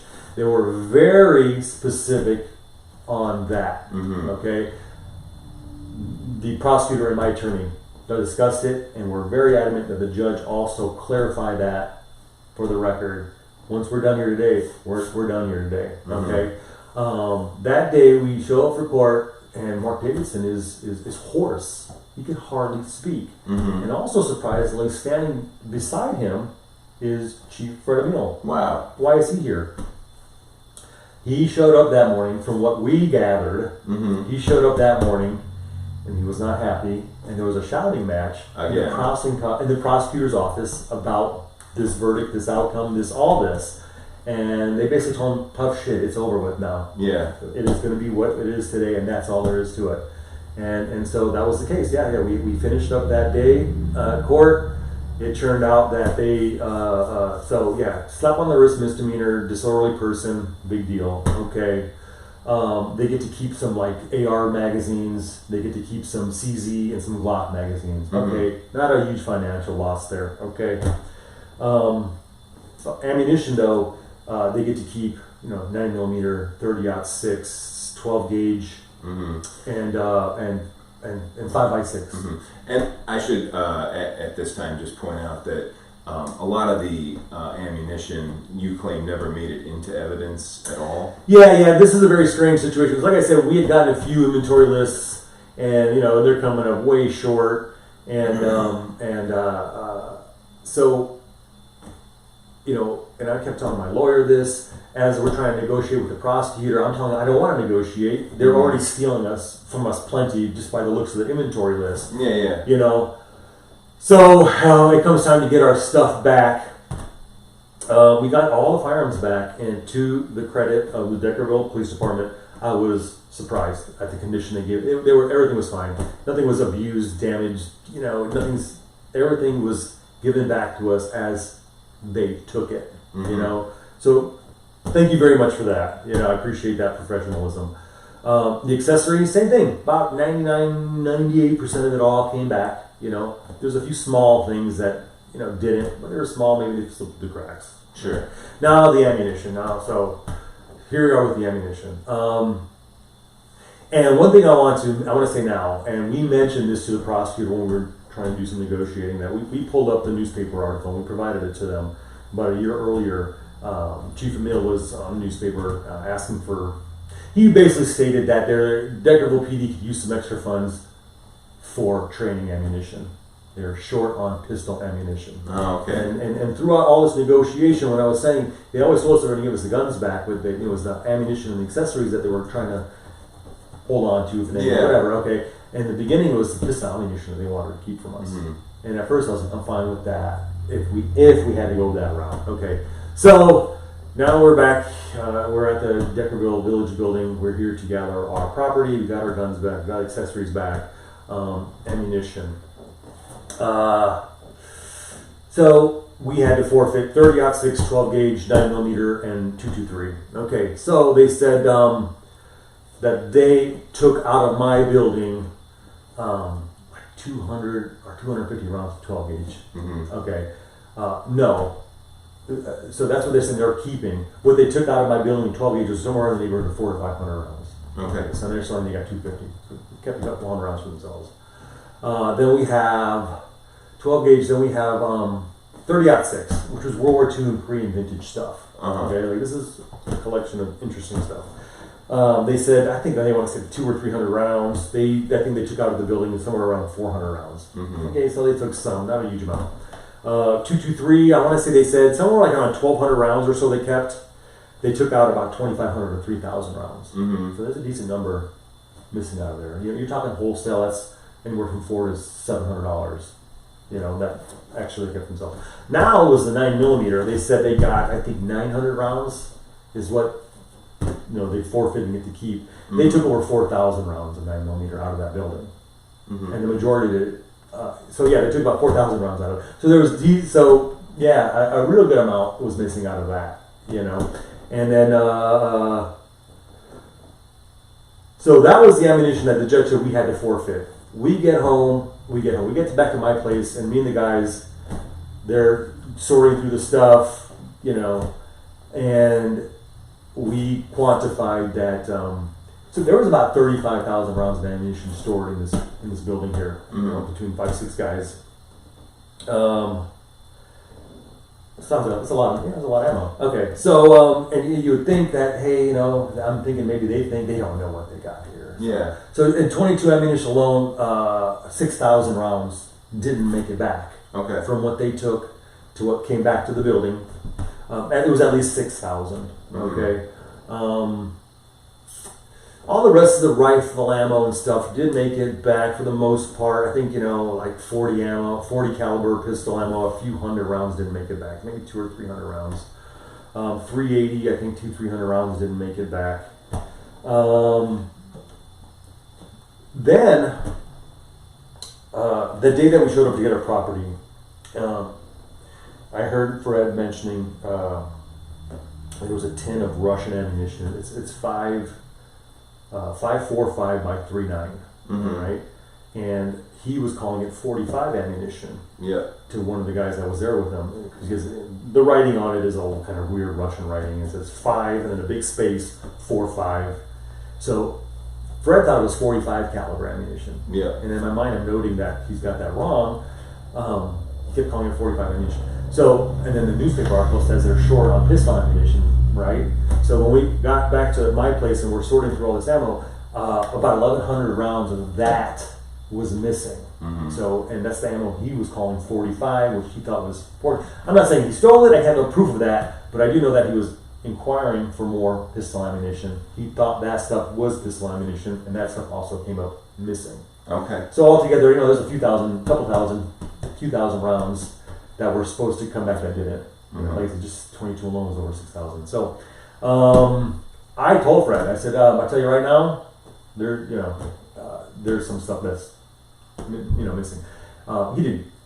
He was very he pushed me off professionally. Like, no, everything here is what we took out of there. It didn't go anywhere else. Went straight from there to straight to here. We stored it great, as you can see. And I go, I got you, Fred, but just so you know, somebody had sticky fingers. And no, everything is you're getting back everything that we took the way we got it. Sure, I'm an adult. I know better than argue with where am I going to get starting bickering? So, anyways, I knew eventually I had my time to get it out. Here we are, it's out. So what do you want to call it? Was it misplaced? Was it stolen? I'm glad it's over with. I would be. I mean, I'm glad that it worked out as well as you did, but I'm at the same time just as indignant that you had to go through this in the first place when you weren't breaking any laws. There was a lot of money spent here. There was a lot of money spent on this investigation. There was a lot of time. Yeah. And then just from the very beginning, from June of 2022, when it all first started, to January of 24, murder trials don't last this long. No. Massive fraud investigations involving banks and millions and billions don't take this long. No. Okay? These guys realized it was a case. It wasn't what they thought it was. It wasn't what that was brought to them. Who brought it to them? Deckerville PD brought it to them. Okay? This guy exaggerated. At one point, on one of the search warrants for my home, it had mentions cocaine and methamphetamines. Why? Where did that come from? Did you find any of that in my home? Any paraphernalia belonging to that? No. Who made that up? And we were that was one of the things we were hoping to get to trial and bring that up. There was a lot of exaggeration on this case to get it started. Okay? That first search warrant back in June, I can see how the sheriffs figured, we've got something here. It's hardest day. Especially as a caregiver and you're running under the legal amount of plants, 72, it is well known on harvest day, you will be over the legal limit. Because that's just the way, Mother Nature works. These plants, some put out more, some put out less. For your average grower guy, some of the pros, some of the guys that know what they're doing, we're getting out some good quantities. These guys know on the day of harvest, no matter how hard you try, the vast majority of your growers out there are going to be violation of the law in one way or the other. Whether it is weight, how much weight you're supposed to have, even how much the trimming is. There's certain weights that you're allowed to have at any one point. On the day of harvest, when you're doing all this work, right, until you can get it all done and then get it sorted and weighed, and then you decide at this point, this is what we're allowed to have. This is too much. Let's destroy it. They know, right, that you're going to be over. And I figured that's what they did. They said, okay, we'll go in there. We're going to find them overweight. Or it seems like throughout all this, they clearly were ignorant on the cannabis laws in the state, or they were just far behind. Because they were going after us for stuff that's been legal for a long time. Something that was, through precedent, was been allowed since even 2014, for crying out loud. That's how far behind the ball they were on a lot of this stuff. So I would point out to the audience, this is the competence level of the law enforcement professionals. But in the past, they haven't needed to be very competent to secure convictions against stupid poor people, and that's who they go after around here typically. And when they can put up any kind of a defense, it just falls right through. But it's still your tax dollars that are going into these BS investigations and these ridiculous prosecutions. So you guys can keep paying for it, or you can start getting the police and your government to change their tune. It's what happened here was it wouldn't happen in the vast majority of the rest of the state. It would not have. It was clearly a waste of time. They spent a lot of money here. How about this? At one point in this investigation, Chief Ameel, and I don't know if it was 2 or 3 Satellite County Sheriff's vehicles with Satellite County Sheriffs in them. They left Satellite County, and they would have had to have left about 4 a.m. To get to Bloomfield Hills, which is one of the co-defendants that, one of the guys that owned the building lived. And they went there. We figured they didn't know exactly who he was, and they were trying to put a face and a name together. I think they seen the guy's picture made on security camera. Yeah. And I think what they were doing is they were going down there to see, hey, if we can nab this guy in the morning unprepared, so we can have one more person we can press charges on. Well, he was out of the country on vacation.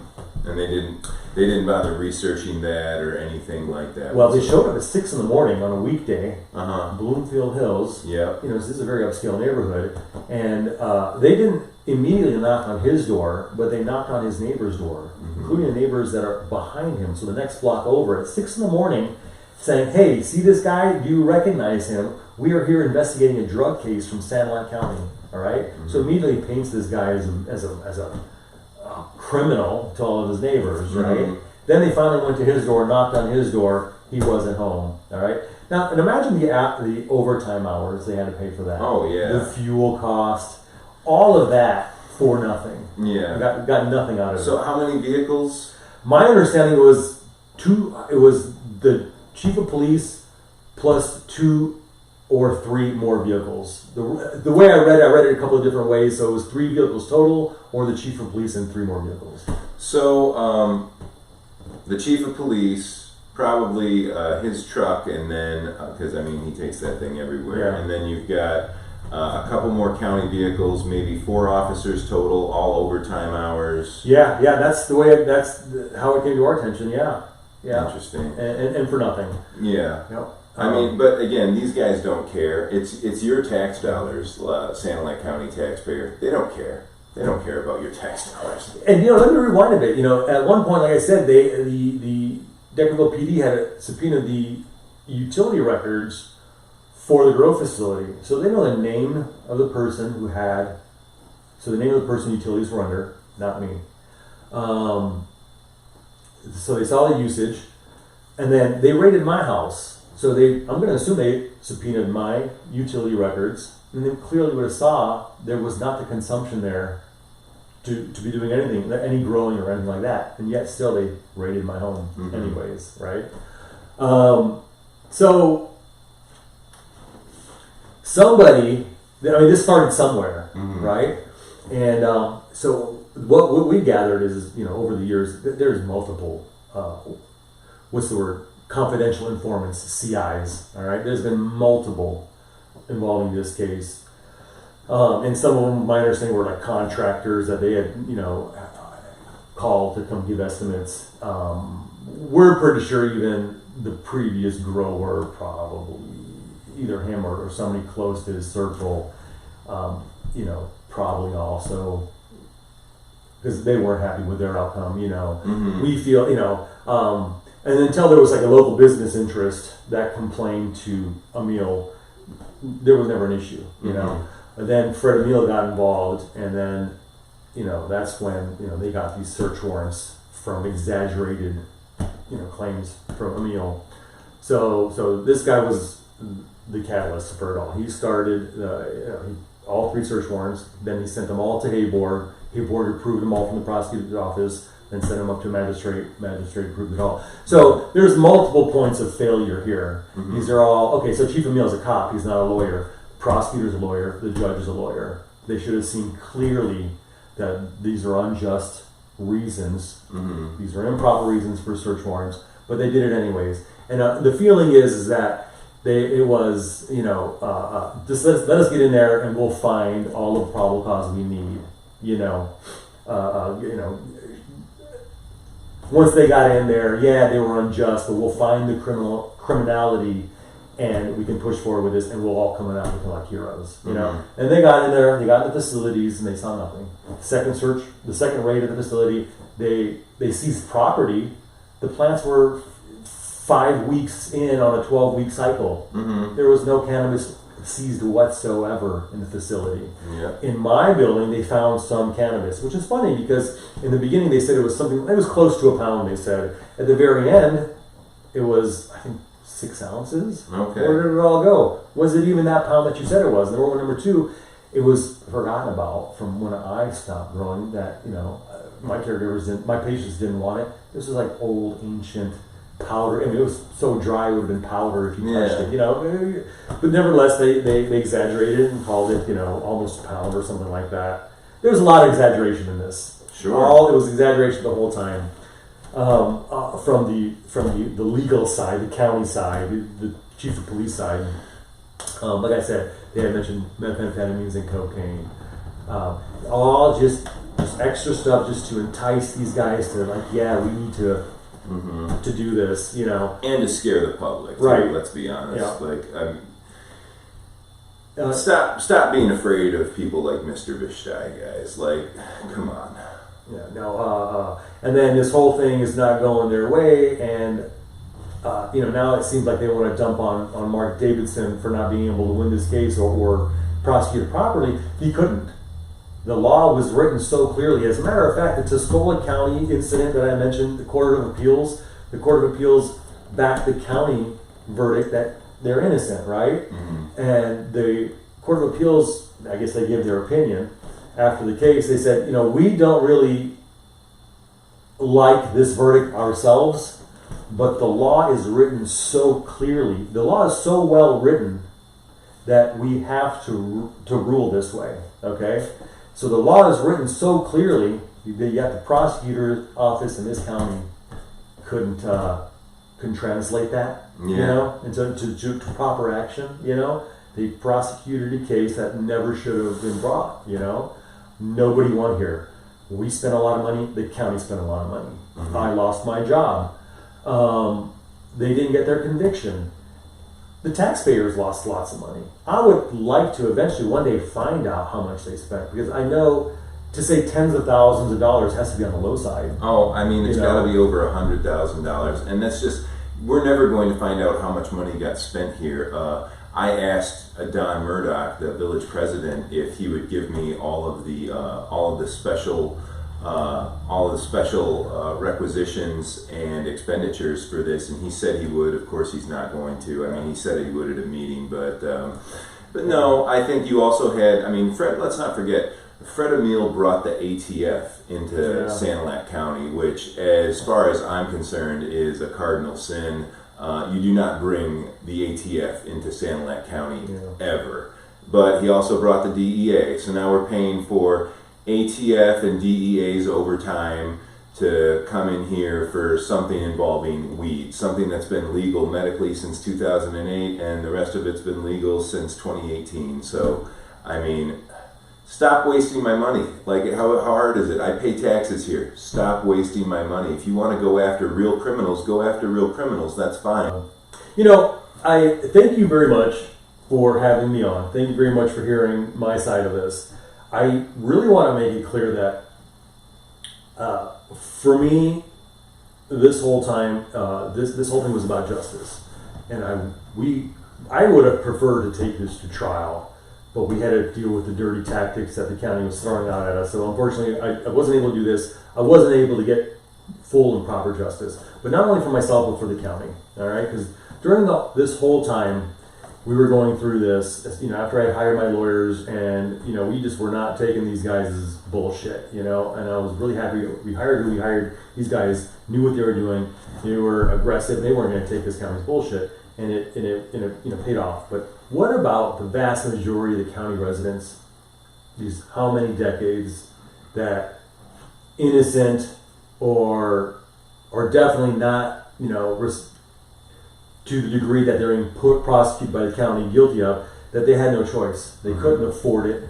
They didn't have the resources, the representation to have the truth come out, or at least seek or find justice. And I don't think these guys really care about, you know, truth or justice. It seems often, like in this case, it's either, you know, we hold a high ground, we're going to win every time, or darn, we're in trouble, right? We need to double down, right? Never mind justice, we gotta keep ourselves on. It's like the you know, when you're a kid and some guys, they try to always find somebody else to blame or push it off. It's their fault, but you know, you play the game long enough, somebody else will get blamed for it. And that's what it seems like this was going on here. You know, they were not going to win this, but they didn't want to lose. They weren't going to lose. You know, that's what it seems was going on here. You know, also that. You know, I'm not really here as a vengeance tactic. You know, as a younger man, oh yeah, you know. But really, it is a matter of justice. You know, we can't go to the newspaper because the newspaper has already been compromised. Yeah. The Sandusky newspaper, because Fred Ameel has a relationship with one of the women there. Yeah. Right? So we'll never get the truth out there. We need to do it this way. You know. So it's more so for me, not I'm going to get even with you. Yeah. All right. This is, I mean, frankly, let's be honest here. At my age, it's the smart way we leave lying dogs lie. Yeah. You know. But I think the residents of this county, the residents of the Thumb, really need to be aware of, recognize, be prepared for something similar if they're ever in the same situation. Yeah. And as a taxpayer of Sanilac County, I would personally thank you for what you've done and for maintaining this, as well as pushing through to the end and demonstrating that once and for all, guys, cannabis cases don't fly in Sanilac County in 2024. You can grow your 12 plants recreationally or your 72 plants medically. These people can't touch you, okay? They think they can. But, I mean, I would even say you're going to have more luck going in there defending yourself than hiring the indigent counsel. Like the public pretender, obviously, Mark Davidson has gotten in a lot of trouble. And this is, again, you mentioned Casey Johnson with the Sanilac County News, who is, you know, in a sexual relationship with the chief of police of Deckerville. They sent her over here to cover Deckerville politics, and the first thing she starts doing is sleeping with the chief of police. Right. Like, just a complete scumbag there.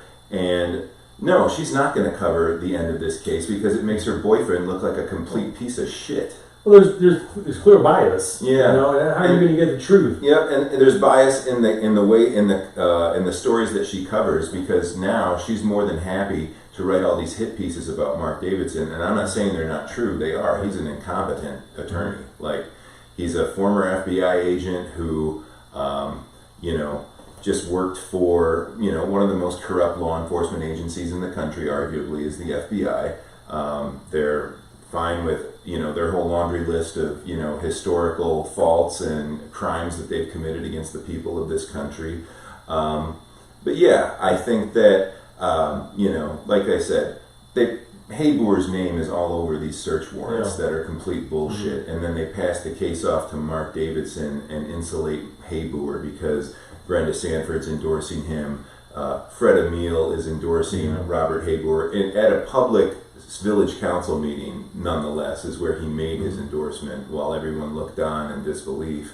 Brett Lester, the complete, fraudulent, operator of a phony charity that, brought pedophiles into Sanilac County who grabbed little girls, So, everything, the emperor has no clothes in Sanilac County and anyone can see it. It's just a matter of good people standing up and demanding better governance. And is that going to happen? I don't think so. I think people here are so heads down and broke that, they don't have the time that's part of, the whole trick behind neoliberal economic policies. Get the jobs out of this country, leave us poor and, just desperate for, the government to step in and dictate to us how it is that we're going to feed our families. Yeah.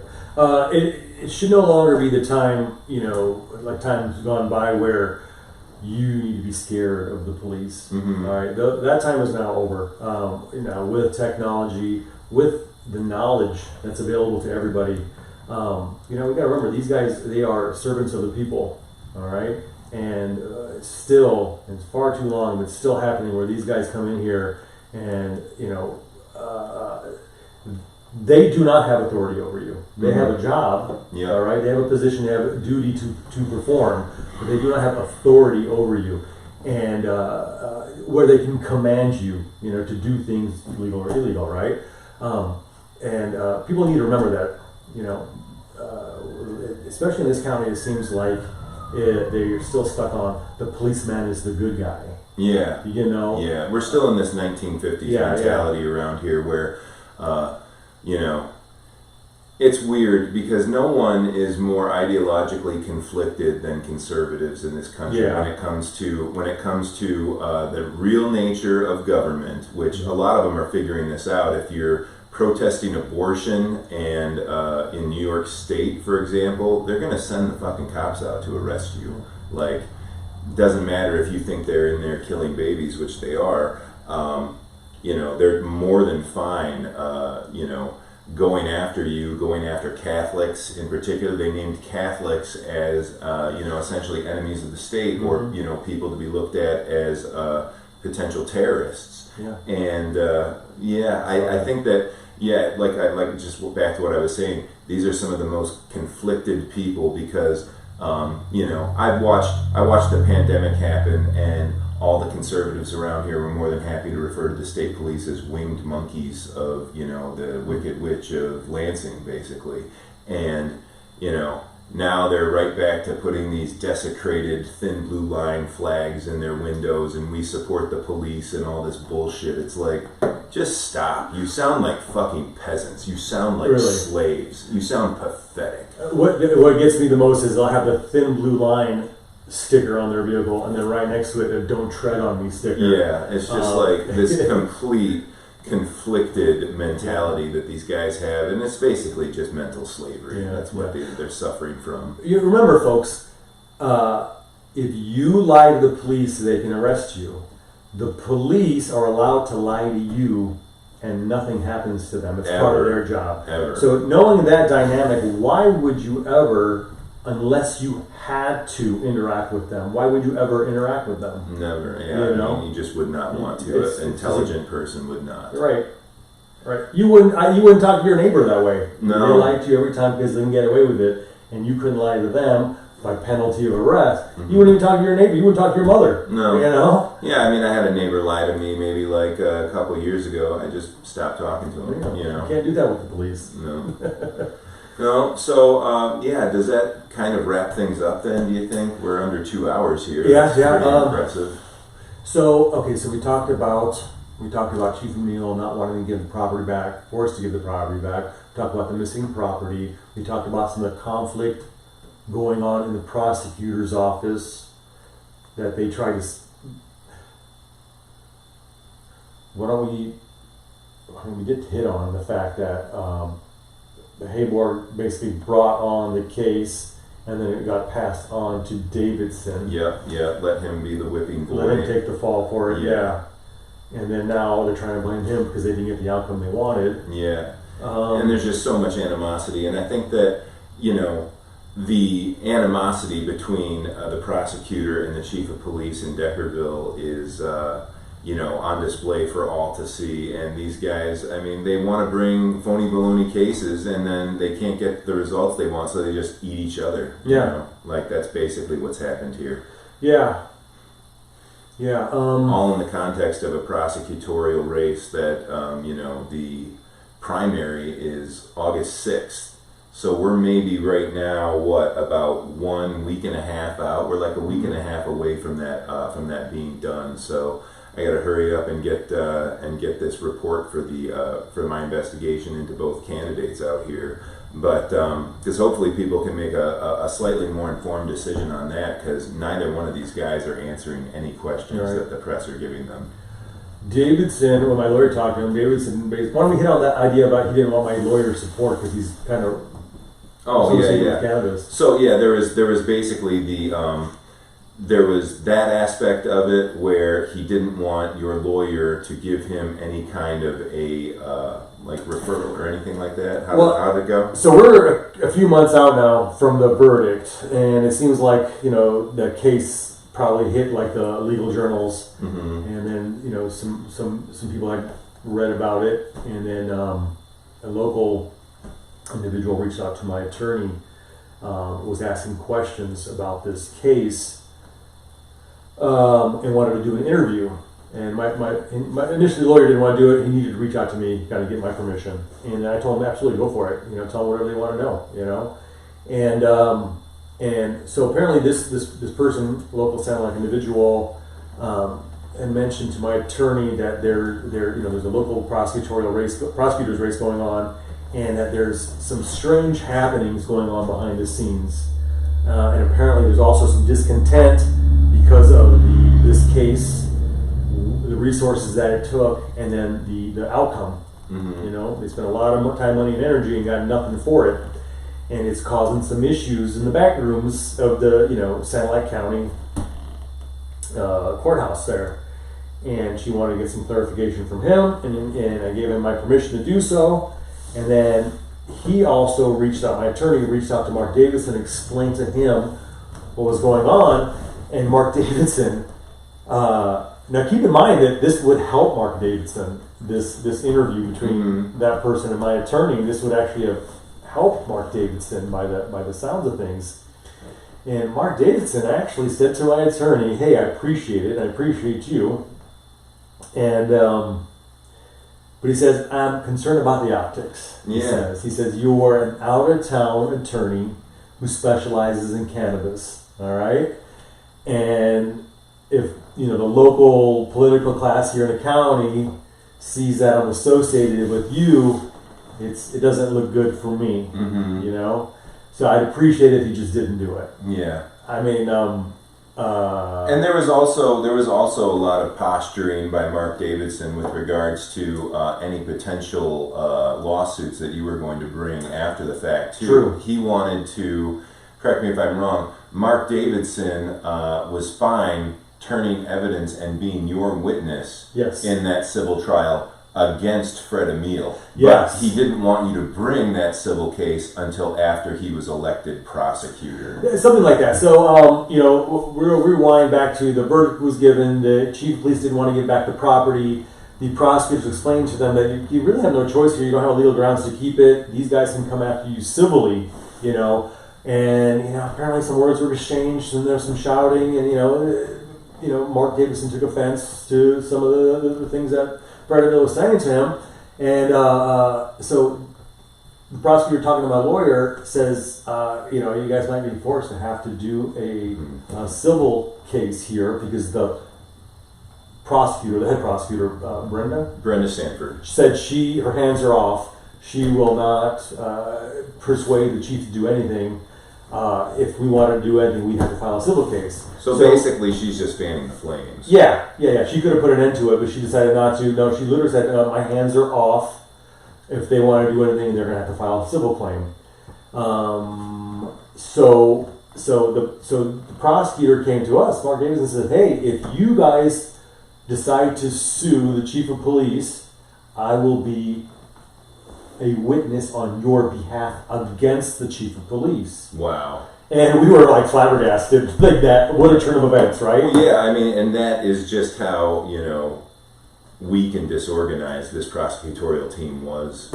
So, I mean, what a change of events. These guys, we went from, like, on my case, we were looking at 8 felonies, 1 high misdemeanor. Yeah. To now these guys are sticking knives in each other's backs. Yeah, and you're suddenly just a disorderly person. Right, and we were, so my attorney and I, so now this is like a whole other set of strategies that you got to think about, right? Mm-hmm. And because we made it clear, hey, we want to go to trial here, Mm-hmm. Then a little bit of time goes by, and then he says to us, hey, prosecutor isn't running for re-election. Mm-hmm. I'm running for the position. Nobody else is going to run against me. Not yet, at least. Nobody is. And only about 2 or so weeks till somebody has a deadline to file. So he says, more than likely, I'll get the job.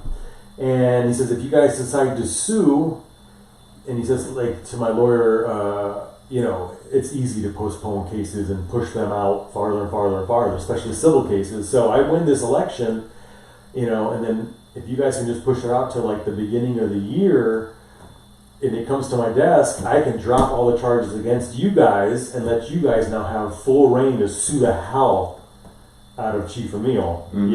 Yeah. And so that was kind of like, again, this is all stuff that the prosecutor's talking to my lawyer, and my lawyer is now referring it to me. So, and forgive me if through the translation I might be getting small bits and pieces mixed up, but it's not intentional. And my intention is not here to exaggerate either, but is to reveal the truth. Mm-hmm. What goes on in Sanilac County. Yep. Hey, I don't know. I mean, that seems totally legal, right? I don't think any law was being broken there. No. It's just more double dealing that goes on. Mm-hmm. And clearly there is. It's just a lot of posturing. But guys are looking out for their own interests around an election year. Yeah. I mean, and they're not looking out for the well-being of Sanilac County. I think if Robert Heyboer and Mark Davidson cared about, the legitimacy of the prosecutor's office in Sanilac County, I think they'd both drop out of the race. Like, neither one of them look like competent individuals. Yeah.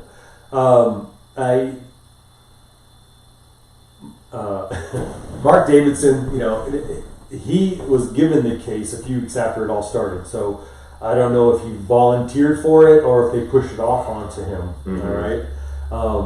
I don't consider him the villain here, even though I don't appreciate, the stance, especially early on, with the felonies and the take it or leave it negotiation. Yeah, and looking at you, and it seems like, even though you're not violating the law here, they still come in with this mentality of, you're a guilty criminal. And I'm going to treat you like that until you make me look like a total asshole. Yeah, no, he was just given a job. He's got a job to do. He's given the case. Perform it to the best of your ability. I get that. But, towards the end there, and the quid pro quo, and the Chief Ameel bullying him, he admitted he doesn't want to do a lot of this stuff, but, he's being forced to by the chief, Mm-hmm. That's really a position of weakness. Mm-hmm. If you can be bullied. Yeah. Like that, and you're the prosecutor for crying out loud. There's one more thing I wanted to bring up. I just remembered it.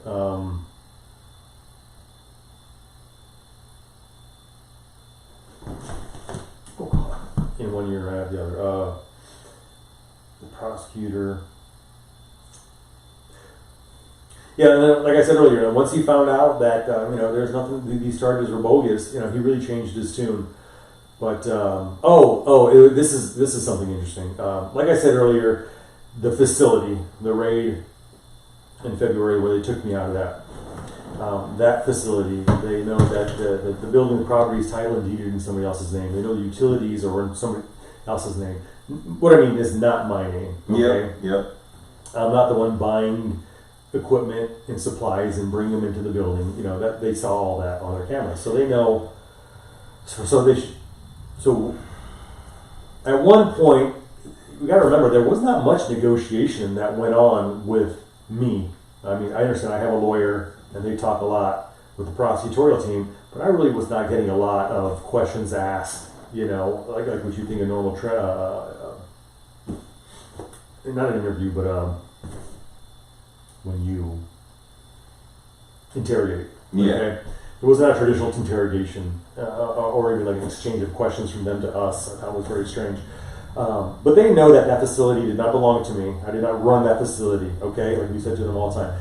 They actually went to these guys and said, hey, if you guys just put all the blame on Adolf, you guys will walk away from this. Mm-hmm. No charges, okay?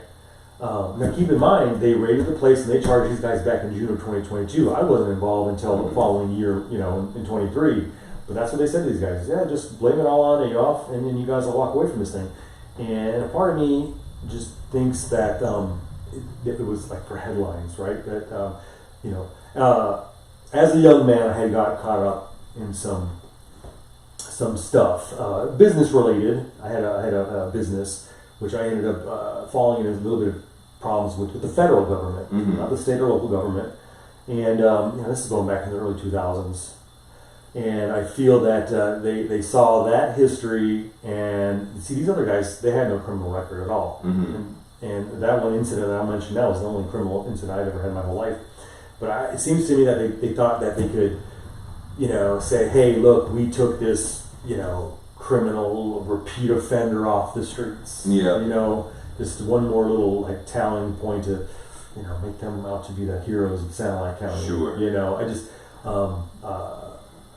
what were they doing here? What was that all about? Was that really, are you guys trying to find justice? Yeah. Or were you guys just trying to paint yourselves once again into a good light at the expense of somebody else? Correct.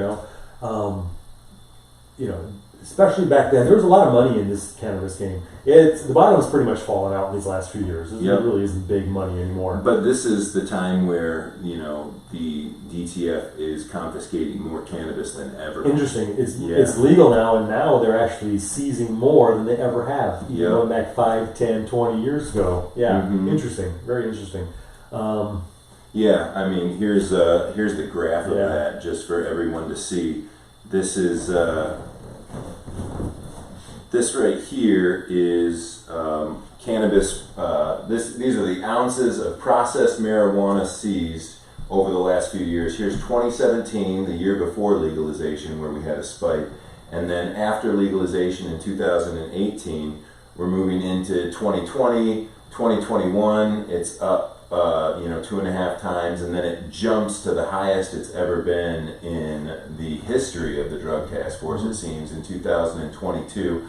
And then in 2023, you know, these guys are still trying to justify their existence, you know. Well, this to me, when I look at this to me seems like somewhere around 21, 22 especially, and I could be totally wrong, right? But to me, this seems like a scheme was developed, right? Mm-hmm. A plan was developed by law enforcement, techniques to boost these numbers, to get them this high, because, you know, in 2020, we were looking at record high cannabis prices. Yeah. We were also looking at a time when the COVID money was going out, and a lot of people were out of work. Yep. They see the money that the people in the cannabis industry were making, so they jumped in with that COVID money. By 2021, we had now seen record low prices in the cannabis industry, and people were falling out of the business by droves, right? Yeah. So capacity was dropping dramatically in 2021. Yeah. Yet in 22, we're seeing record seizures. So as more people are getting out of it, right, there would be less bait, let's call it, for the Yeah. law enforcement. Somehow they're managing to seize more. Yeah. Yeah, I mean, there's that, and there's also the fact that during COVID, and this is another thing that I would mention, in these DTF reports, the number of people snitching on their neighbors spiked dramatically. Like the number of people who are just stuck in their homes and have nothing better to do than to try and be busybodies and rat on their neighbors for what? I mean, weed. This is what people in this county do to feel like they're big and important, is to rat their neighbor out to the government, which is just pathetic. If you're the ones doing this, shame on you. What about Liberty? Whatever happened to Liberty? Yeah, And then we have the goody two shoes that all say, well, it's a gateway drug. Well, no, it's not a gateway drug, because we know that's a fake term. Gateway drug was created by an FBI agent. I want to say it was like the early 90s or it was late 80s, and his task was rein in this cannabis. What are we going to do? Give us some ideas? And he was the one. There's no scientific backing for it. He's the one that came up with the term gateway drug. Yeah, right? It's never been proven. No, and especially not for cannabis.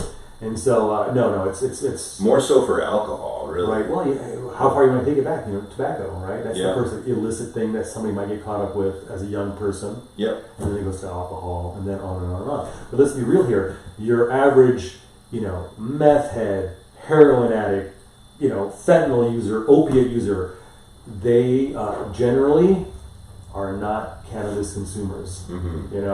So no, cannabis is not that gateway drug that's propaganda. It's propaganda. Yeah. Well, did you have anything else that you wanted to touch on today, Mr. No. I'm glad we hit up on all of this. I really just want to make it clear here. I'm not really here as a tisk for tat, I'm going to get even with you guys sort of thing. I really need this. I want this county to know what goes on here in their name. Because that's what it's done. It's done in their name, the name of the people. And with their money. Yes. That's the part that really offends me as a taxpayer. And yeah, I mean, I'm just going to do what I always do, which on August 6th, I think we're going to be voting on the DTF's re-upping of their budget, and I'm just going to vote no. They're down, I think the last time it passed 65%. I'm hoping that, this time we get that down to maybe 55%, or, if we defund the DTF, that would be the best case scenario for me, just because I don't even think that the sheriff's office wants the DTF around anymore. They just want to have that folded up under the sheriff's department at this point, in part because, cases like this, they're making law enforcement look really bad. Well, but law enforcement is doing it themselves. I mean, let's look at take an example on this case, right? June of 2022, when they raided the place, earlier in that day when they had the contractors, the processing crew there, right? They left to go home, right? And then there was also the older gentleman there. He left to go home. So this is 3 carloads of people that all left at different times. All 3 of these people had gotten pulled over by Sanilac County Sheriff's Department. They got pulled over. They weren't speeding. They weren't breaking any laws. They were pulled over intentionally to question them about this property here. Now, you can't just pull people over. No. Okay? And this is another reason we were hoping to go to trial, to bring this up. They're violating your rights. They're pulling. What they're doing is illegal. By violating your rights, to pull you over for this. But these seizures here, this county more so than any other county, and especially in Lower Michigan, they're getting a lot of these seizures because they're pulling people over, finding it in their car, and then having the judge issue search warrants for their homes. This doesn't fly anywhere else in the state. This doesn't fly anywhere else in the country. It shouldn't fly in this county either, and it won't. But somebody with some money needs to do something about it. Hire an attorney when it does happen. But that's how they're getting a lot of these seizures in this country. And it's not just cannabis; it's methamphetamines, it's cocaine. I will not defend that in any way ever. Okay, but what I am defending is your right. They do not have the legal right or authority. All right, to just pull you over to ask you questions. And that's what happened in this case. And that's what's happening with a lot of these other cases, these seizures right here. I smell cannabis. That doesn't matter anymore? No, not at all. Smelling cannabis in your car is not a legal reason for the cops to search your vehicle anymore. No. I don't know if you guys out there know that, but do not let them use that as an excuse to search your car. Never. It's not an excuse. The smell of cannabis is not an excuse. even for your home. If you're growing in your house and your neighbors are complaining about the smell, since 2014, that is not a legal excuse for the cops to use to search your home. That's been since 2014, so 10 years now. Be aware, folks. Yeah, and I don't know what else to leave you guys with other than, these are your rights. People have fought and died so that you have these rights. And if you want to ignore them or you want to scapegoat people that you don't like who might not be from here originally, that's fine. It's just you're wasting my tax dollars too, and they can't even get convictions. So at what point do you just drop it, guys? Cannabis has been legal medically since 2008 and everything else has been legal since 2018. So just get over it. Can we please just move on from this, But otherwise, through all this, I really don't have much complaints with the Sanilac County Sheriff's Department. I do not have a complaint with Judge Ross. He's a gentleman. He handled this, I think, properly. There was the one small incident with Deckerville, DPW. It wasn't one incident, but the snow plowing thing, whatever. Hey, that's human nature. People, whatever. Okay, I got no issue with that. At the end of the day, though, I want to say this. All this was for the benefit of what? Okay, a lot of time, money, and energy was spent here. Somebody or buddies screwed up. Okay, and these are the people that show up every day supposedly for your best interest, right? For the county's best, for the citizens' best interest, and they are ignorant on a lot of the laws, that are used to govern you. They're ignorant of, and in their ignorance, they're taking away your freedoms, right? Your freedoms, they're taking away your money, your fines and fees and costs, right? They are soiling your names, all right? What is their solution? When you got a county of 40,000 people, you don't got much talent to choose from. But folks, be aware of what you do have, all right? Don't have a lot of confidence in these people. Think that's a good way to end it? I think so. Okay. Well, Mr. Vishtaj, I want to thank you again for coming on and telling people your story. Well, thank you for having me, and thank you for allowing me to give out my story. Yeah, and to the audience, I would just say, look, guys, you're not going to get this thorough form of investigation from the Sanilac County News. They're too busy having sex with government officials to do their fucking jobs. So stop subscribing, end your subscription to the Sanilac County News today. I'm sure they're good for some things. They're good for giving you the football score from Friday night's game next Wednesday. You can trust them for shit like that. You can't trust them to tell you what the government's up to. Stop supporting them. And that's just how I would leave it. But yeah, again, thank you for coming in, Mr. Vishtaj, and thank you for getting this story out. And I think it's such an important story that people need to understand in terms of how their tax dollars are being used and just flushed down the toilet. Yeah. Right? Yes, absolutely. No. Right on. Thank you for giving me the opportunity. Yeah, well, enjoy your day, and I will get this up as soon as possible. But thanks again for watching, guys. Thanks for taking the time. I know it's a 2-hour interview, but there's a lot of truth here, and there's a lot of really worthwhile information to help you guys make your decision when you go to the ballot box this August 6th, both in terms of the prosecutor's race. Obviously, you've got two really bad candidates to choose from. One might be slightly less bad, but yeah, I don't know, this is where you're at. And by all means, feel free to defund the DTF August 6th, because the mission's over, apparently, and it's just wasting money at this point. But, yep, thank you again, and I appreciate it. If I had to vote on the prosecutors, I'd vote Davidson, guys. Yeah, I mean, and I probably will end up, I'll probably end up doing that too, just because at least he had the common sense not to drop it when he did and to stand up to the police. These same corrupt cops are backing Heyboer because they think they're going to get an even better deal with that guy, but really all they're going to do is get themselves into more trouble, and these people, they can't police themselves, obviously. No. They're incapable of policing themselves. You can't, because they show up together at the same courthouse every day. They might be, you have the judge, you have the prosecutor, you have the public defenders. Nevertheless, you're in a county of 40,000 people. these guys all run into each other at Walmart and at restaurants and at birthdays and graduations and football games. They are not trying to ruffle each other's feathers. They're all trying to work together, and peacefully with each other. And that is not a good recipe for the citizens not being abused. Yeah. Not taken advantage of, not getting the proper representation that they should be getting.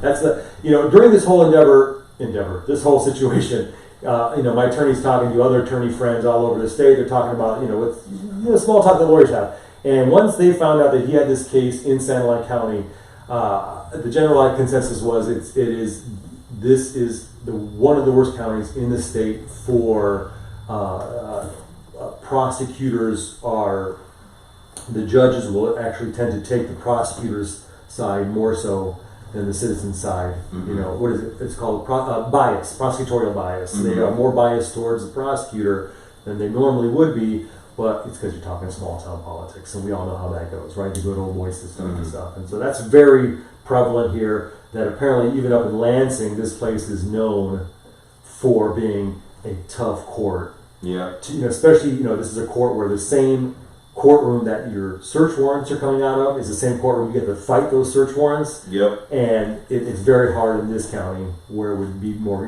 black and white other places. Okay. And just as a closing note, Mark Davidson encouraged your lawyer to encourage you not to do this interview. Is that?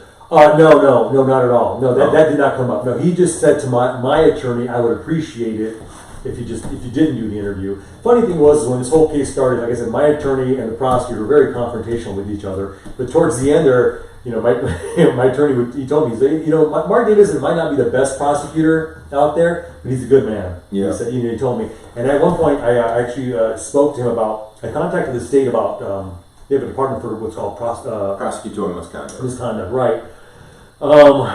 And my lawyer said to me, my lawyer said to me, hey, I'd appreciate it if you didn't, but do what you want to do. He goes, he's not a bad man. He changed his tune once he realized there was no felonies to be had here. Mm-hmm. And I told him, good point taken, I said, but still, nevertheless, he still pushed for the quid pro quo and a couple other things which were improper, all right? Mm-hmm. I still had to lose property because of this man. And fair enough, he said, you're right, fair enough.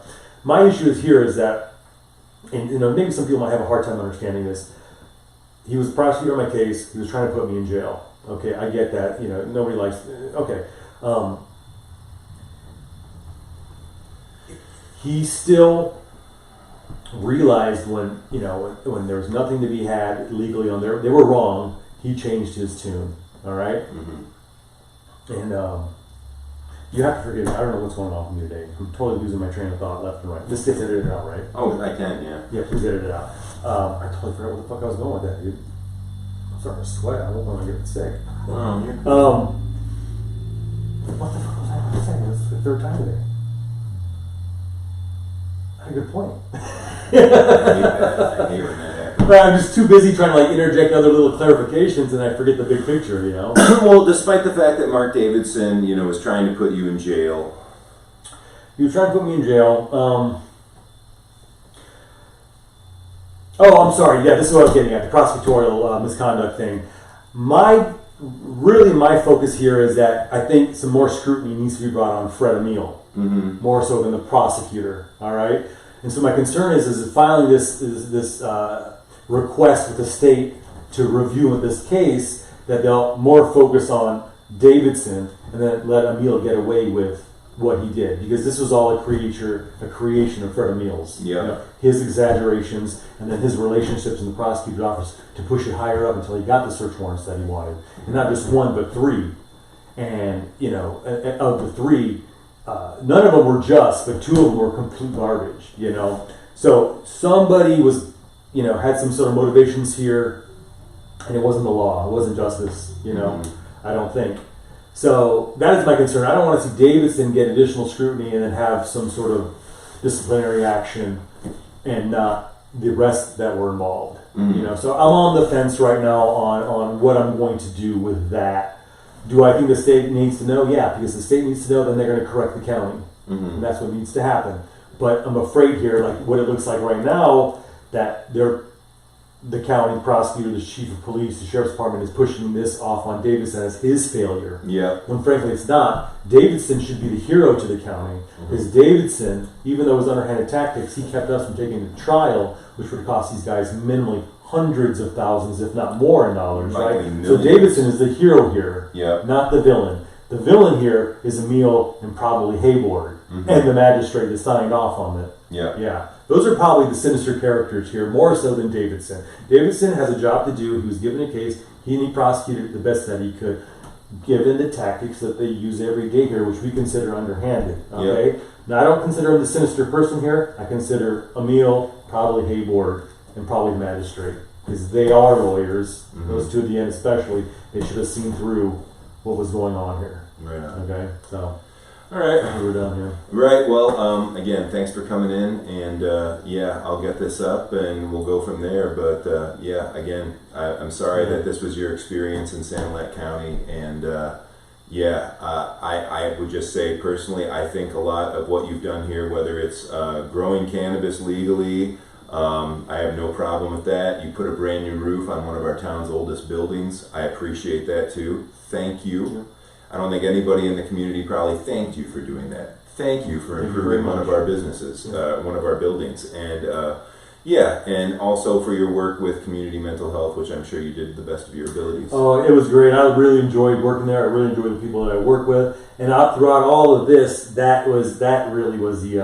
I've been self-employed nearly my entire adult life, and so getting older, I got that job. I'm just like, cannabis is not what I want to do anymore, Yep. And man, I really enjoyed it, and I really enjoyed the people that I work with, and out of all of this, that for me is the most damage done. I really like. I'm going to find another job again. Yep. But there, it all kind of came together. I had great people that I worked with, smart, intelligent, fun people that had a good cause, that were making a good change in the community. And hey, I got to give it to even Sanilac County, heck, even the sheriff's department. They work hand in hand with CMH for the benefit of the community. You don't see that too many places, and especially in a county like Sanilac County, where there's really not much good stuff going on. No, there really isn't a lot. And to see that interaction with CMH and the sheriff's department for the benefit of the community I was really happy to be part of that. And so that's my biggest regret out of all of this, was that I ended up losing that job. Hey, I'm remodeling the building. Okay. I'm gonna have an apartment for rent here in the next few weeks, folks, and then the storefront will be available too before fall. So it's about 4,000 square feet. It's a big storefront. So you could theoretically you could put like a legal dispensary in there. I got to check onto that, because I'm not sure. Being that there's residents upstairs, I'm not sure that's allowed. A dispensary is allowed to have a residence attached to the same structure. Okay. Yeah. I mean, I would go ahead and say that it's probably allowed, if only because the other people who are planning on putting a dispensary in Deckerville also live above the building, right, where they say that they're going to be conducting business. So I think that it's probably something where it is probably allowed, but. I would allow it. I don't have anything against that. I'm kind of looking at a few different options. So we'll see. That's just right around the corner. I'm thinking like end of September, early October. That storefront will be available. Yep. And then I got an apartment here available shortly. But I'm pretty sure that the hospital has reached out to me in the past, and also recently for they have these techs that come and stay, temporarily for a few weeks. Oh, sure, yeah. So I think they're looking for some space to rent, and so, we're gonna kind of put that back into service of the village again. That property there, cool. Hopefully for the benefit of the village. I know Main Street's really picked up in the last year or so. Yeah, we're seeing traffic there that I have not seen ever. Yeah. In Deckerville, Monday through Friday. Yeah, I mean, and I appreciate new grounds going in there, regardless of the fact that they complained about you, which I don't appreciate. But it's still a good business. Yeah, I think they were the main catalyst to getting Fred to start this whole thing. We do not blame New Grounds for anything. We do not blame them for anything. They were they're business owners. Yep. You know, they had noticed a possible issue. You know, it was smell that they had complained about, and then Fred just took it from there and created something that wasn't. Unfortunately. So no, I don't blame. They're great people. They're doing great things for the city, for the town. You know, I don't blame them for anything. The facility that I call, it's for sale there between New Grounds and Corner Cafe, that is for sale now. It is 2 addresses. It's not my building, folks. I have nothing to do with it. I'm just kind of putting it out there. If you guys know anybody that might be interested in putting some sort of a business to improve the village, you know, it is available. The listed price, you know, is negotiable. You know, I know they're kind of priced on the high side right now, but that's intentional. Oh, sure. They did that because they knew that the higher grounds people were interested in it, but they also know that the higher grounds people were the catalyst for a lot of this investigation. Yeah. And even though nobody's blaming them, all right, this wasn't anything sinister on their part at all. We are not, you know, they figure that, you know, because they want it, from the understanding is they want to put a bakery in, so with that they should probably pay a little bit more. Oh, I think so too. They're, you know, they, I mean, they're running this business, to my knowledge, at a loss. I don't think they're making a whole lot of money with it. I know that, you know, her husband is Hendrik, lives down the road here, runs a really successful milk farm, like a milk production facility. He and I have met several times. Great guy. Yeah. I like him too. Yeah. You know, he's a member of the Sportsman's Club.